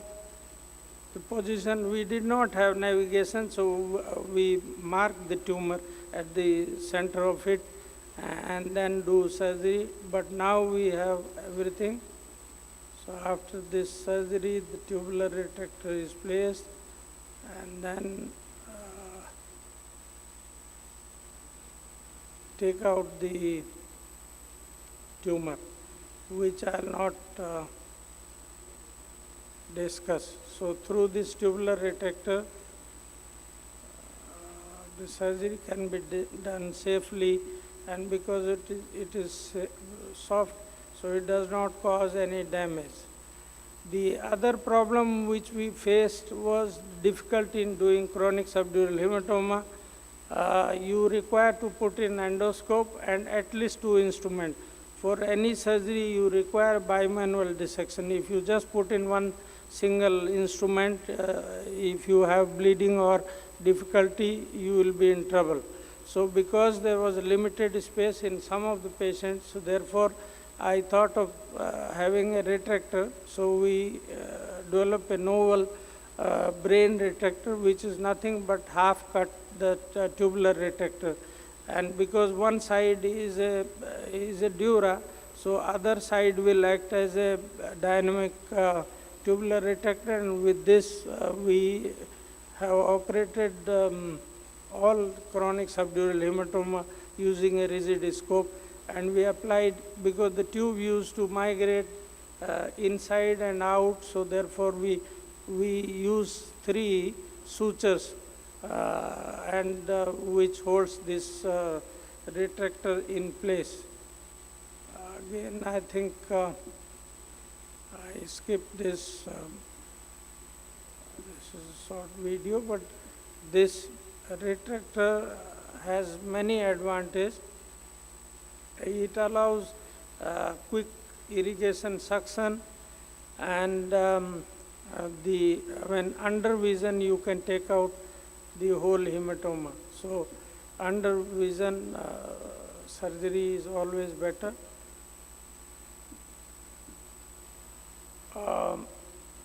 Another problem which we face were difficulty in operating when you are working in a linear line, straight line. So if there is an endoscope, there is a suction, and there is a drill. In partial corpectomy, I came across this difficulty. So putting in second instrument distally was difficult because of the blind area. So I thought that we should put in the distal instrument first. So put distal instrument first, keep it for that particular length, depth, and then in between you can introduce third instrument, because there may be bleeding, so you need to have a suction and a drill or a Carrison punch. So put suction, that is distal instrument first, and then keep it at that depth and use second instrument in the middle under vision. And this is what surgical nuances we again publish in Neurology India. We also devised inexpensive indigenous model to learn endoscopy with the help of Dr. Jitin Bajaj, and we also thought that not only doing, all skill can be learned, but not only doing surgery is important, but if you make any mistake, there is an alarm. So that tells you that whether you have improved sufficient or not. But there has been a failure also. You should give sufficient time to your physical health. And I suffered neglecting this. You keep working, then you neglect your health, and so nothing comes back. Work-life balance also, I must agree that if you want to do a good work and excel in your field, then somebody will suffer. So it is usually your family, but I think you explain your family members about the need of extra hours, and usually they understand. I'm thankful to my teachers, especially Professor B.S. Sharma, for guiding me all the time, for the help, and other senior member, including Professor Dev Pujari, for even developing the department and helping in administrative work. I am thankful to my colleague. Without good team, nobody can do whatever work you want to do. So thanks all of them. Thank you very much. Thank you, Professor Yadav. As usual, your inspiring humility combined with your humble inspirations makes you unique in every way. Thank you very much for a wonderful presidential oration.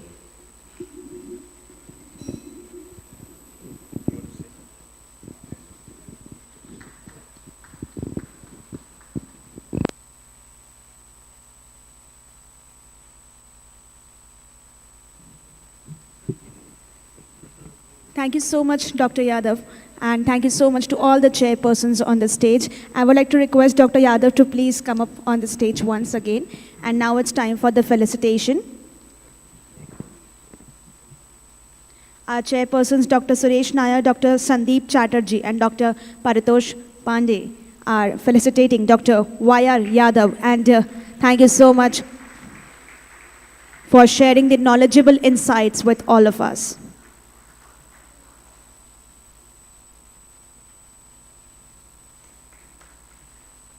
A small token of appreciation from Chhattisgarh and Madhya Pradesh.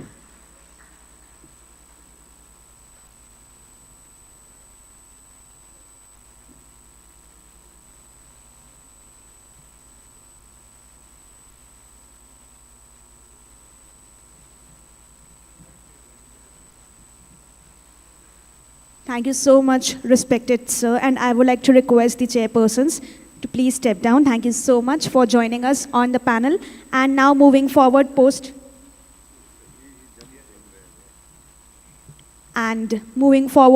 the NSI President oration, now it's time for the MPCG President oration, and for that, I would like to invite our chairpersons, Dr. Suresh Sankla, Dr. P. Sarat Chandra, and Dr. Dwarkanath S. to please come up on the stage with a huge round of applause from you all. Thank you so much.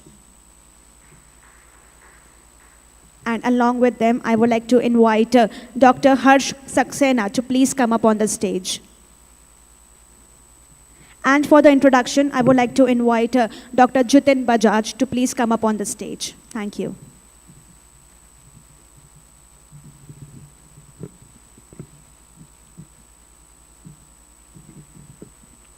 Thank you, Yadav sir, for such an inspiration.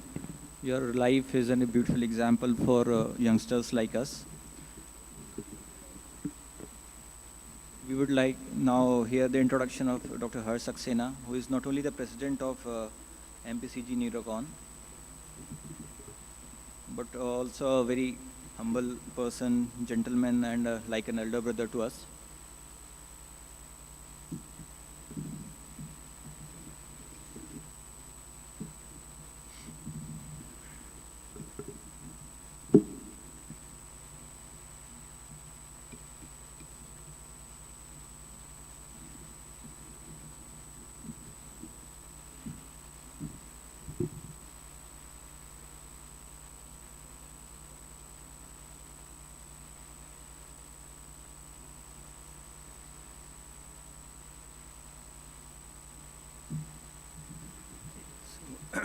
Dr. Saxena was born in Gwalior, and I share the same native place with him. And he was brought up in the heritage city, and he was also studied in the most prestigious boarding schools of India, that is the Scindia School of Gwalior. The medicine is in his blood. His father, his alma mater of GR Medical College Gwalior in 1995, and he studied from the same medical college, and he was a studious person. He received many awards there. He went on to do his MCH neurosurgery training from JIPMER, Delhi, and he was awarded DNB in 2002. Most of his work was under the able guidance of Dr. A.D. Sehgal, Dr. Rana Patir, and Dr. Satnam Singh. In his early years, he proved his competency by working in the Department of Pediatric Neurosurgery at Gangaram Hospital, and he was also appointed as consultant at Bhopal Memorial Hospital and Tata Main Hospital at Jamshedpur. He was also invited as visiting consultant in Georgetown, English Guiana in South America. As I said, his father is a famous physician in Gwalior, and he also served as the CMHO of Raipur and Gwalior. He retired as the Joint Director of Health Services in 1994.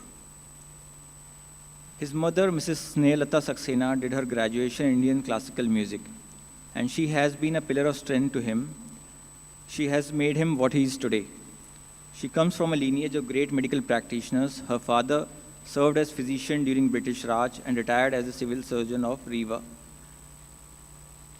He is married to Dr. Prachi Saxena, who is a famous gynecologist, and she did her post-graduation from Nagpur. She is the daughter of well-renowned gynecologist and First Lady President of IMA.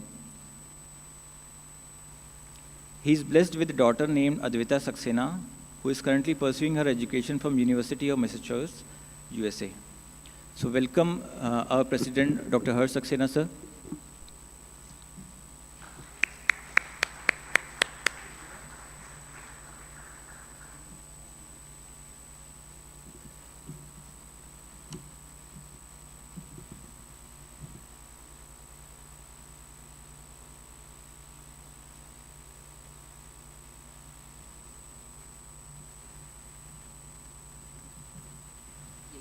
मेरा है ना presentation खोलना presentation बेटा खोलना इसको मेरा presentation तो खोल इसमें डाउनलोडेड है ना बैक पे जाओ बैक जाओ बैक फर्स्ट इसको दिया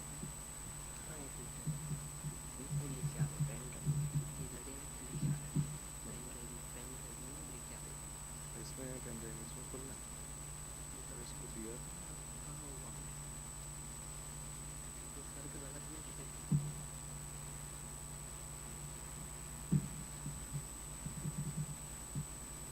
इसमें दिया हाँ वो क्या ये लैपटॉप यूज़ नहीं हो रहा था ना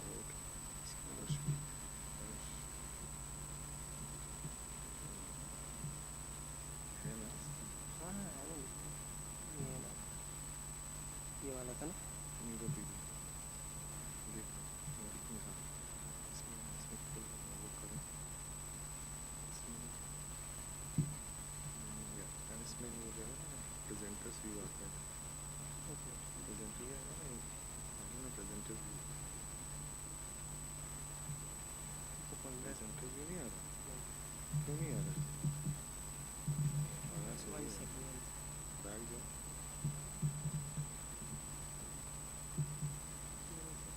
अभी आ रहा है इसमें नहीं हो जरूर गड़बड़ मत कर यार गड़बड़ मत अरे रुक ना यार तू इसमें मत आ रहा है इसमें नहीं आ रहा है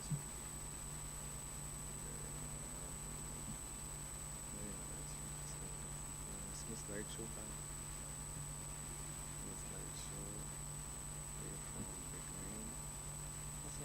अभी आया इसमें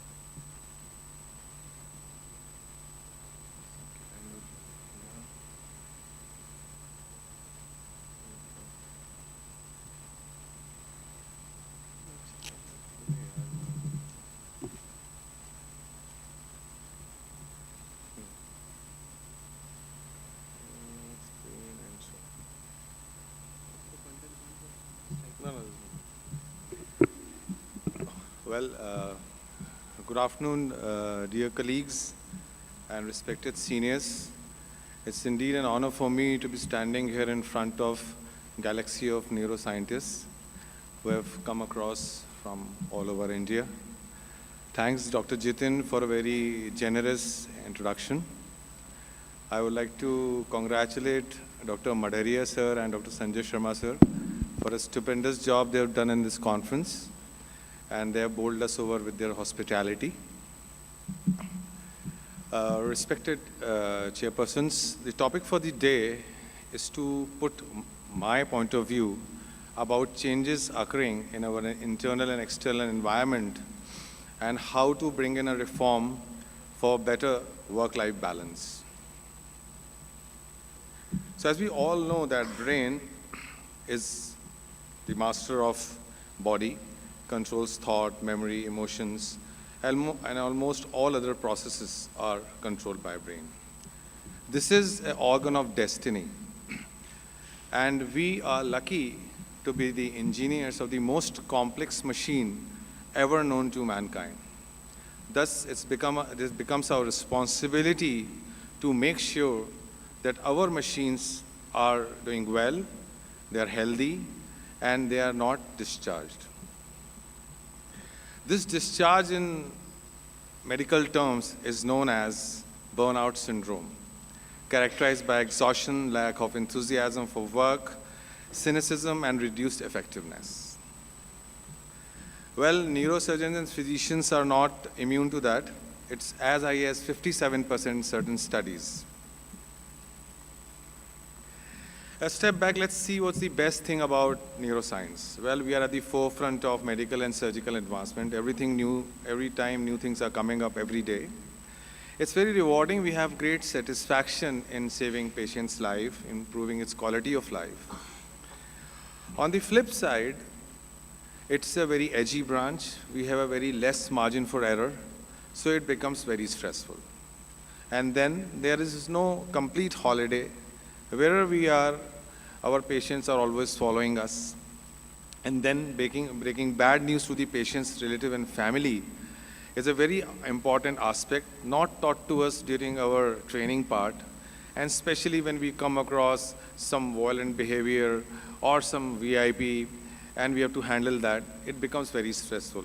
At least sometime when things are actually going wrong with the patient, we start believing that everything is going wrong because of us. We become epicenter of all this stress. So this is a lot to endure, all right? So we are expected to have stamina, compassion, emotion, technical knowledge, excellent vision, ability to lead a team, and of course, a lot of knowledge. And yet, we bear it all because when it's very difficult for us, every day we practice from day to day, week to week, days to days, because neurosurgery is so rewarding that not falling prey to this branch is not easy. So what is the solution to this? What's the end point? How to create a work-life balance? That is the most important thing. Well, there are innumerable articles in cyberspace regarding a good work-life balance, how to avoid burnout. But I am no wizard, rather a man of experience. I have looked around, seen my seniors, my colleagues, and taken inspiration from a lot of them. Some of them are present in the house today. And then I have taken up certain things which I would like to share. Well, this was my routine few years back, leaving me with no time for my family and friends and myself. So I started thinking running from one hospital to another, stretching myself to limits, and I realized I was doing a mistake. So I swapped my schedule and swapped it with a quality. Well, initially I was guilty, a little bit afraid of losing on patients, but then I realized that I have to take out time for myself. So I started learning Hindustani classical music on a daily basis. I started my old hobbies of painting and clay modeling and photography. Participated in local fine art exhibition. I took up pet parenting, formed Kennel Club of Mahakaushal, and which holds international dog shows every year now under my presidentship. Started participating in my sports of my interest every now and then, not forgetting to take out time for my family and friends, and of course participating in scientific session whenever I got a chance to quench my academic thirst. And now I would started, this is my schedule from 2017. I started dedicating all Sundays to myself. I have put myself in daily first to-do list, and I have started doing all those things I planned when I would retire or when I will be free. So I started doing all that things. And believe me, after doing this, I was a more positive person. I had more energy. My rapport with my peers, my patients, hospital staff got better, and there was no decline in my private practice. So as we all know that the greatest wealth is health. And if you are dragging yourself to work every day, wishing your day would come to an end as soon as it begins, you're getting bored basically, and get up and change your life in pursuit of happiness. So deducing everything, to stay wealthy, you need good health. And for being healthy, you need happiness. So are you happy? Ask yourself. If the answer is no, change something I changed, and I can guarantee that anyone who needs it would get results depending upon what are the needs. Now the point is, are we happy just by changing our inner self, not taking care of our surroundings? Well, answer is a big no. In this era of depleting resources and increasing pollution, we cannot be happy without taking care of our surroundings. So today I'm going to unleash an unforeseen aspect of medical practice, because climate change is no longer a far-fetched problem. It's here and it's happening now. So with little things we can change, and a lot of changes can be made. So just imagine a life of a person who's going to his clinic alone in his car. He's unaware, this doctor is unaware that he's producing almost 120 grams of carbon dioxide per kilometer. And this can be easily reduced by sometimes walking, cycling, sharing vehicles, or using public transports. It's not very difficult, actually. Now, the same physician who's sitting in his clinic, seeing patients after patients, day after day, he's unaware that he is actually a part of environmental waste generation in form of a lot of pamphlets, unnecessary at times, are given to us in our clinics, and we just throw them in dustbin without actually thinking what waste of paper it is. Similarly, these days I've seen that if you order a small CBC or a pre-op profile, you get 20, 30, 40 pages of solid papers. And in this era, it can be easily replaced by electronic reports, etc. And of course, unnecessary packaging of medicines are also there. Now see, this elaborate ballot paper issued very recently by IMA elections of Madhya Pradesh. It comprises of they have used 5 sheets of paper for procuring one vote. And there are 11,300 members in IMA. So such an apathy towards wastage of paper coming from a learned class is actually is not expected, actually. And it can be easily avoidable, especially in this era of electronic voting. If you see this slide, and we can just prevent decreased use of 1 lakh sheets of A4 size paper, it ends up sparing about 8 full-grown trees, which is extremely significant to understand now. I understand that hospital waste or environmental waste is an inevitable part of our practice or hospital running, and 1/4 is generated from the operating suites. But just take small care, like decrease use of disposable gowns, masks, caps whenever it is possible, or maybe drapes, covers, etc. And judicious use of others disposable can bring down carbon footprint as much as 9.7 million tons of carbon dioxide per year. It is a huge amount, actually. So if you want to live in an atmosphere as seen in a wonderful, awesome environment shown in Hollywood movie Avatar, and you don't want our beautiful cities of Delhi, Bengaluru, Mumbai, Varanasi, and Agra to end up like this by 2050, as predicted with the current rate of pollution, we have to take the responsibility and start taking small changes. See, we here are important people. Silently, people follow you what you do. So if we start doing this, I'm sure it is going to make a great change. So just a small message to conclude, that if our climate is changing, why aren't we?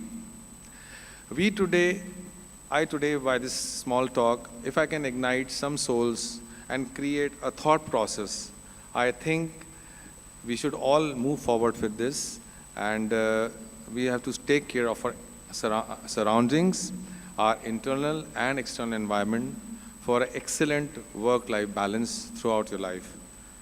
Thank you for your patience.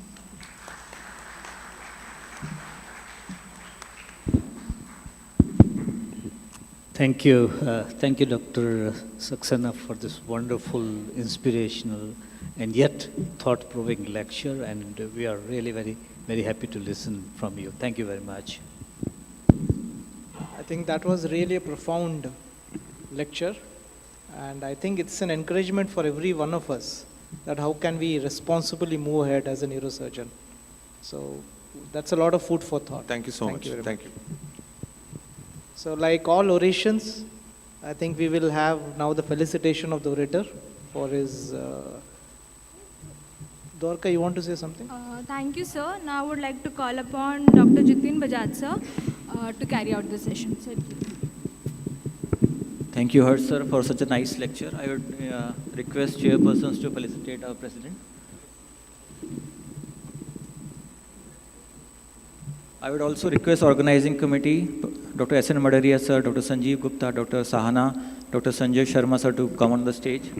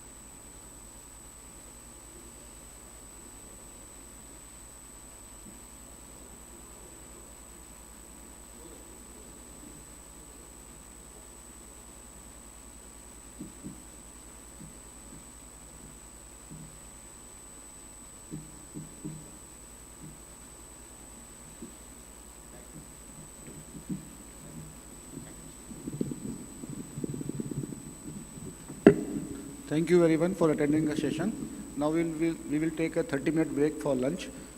Exactly we will be restarting the after lunch section at 2:20.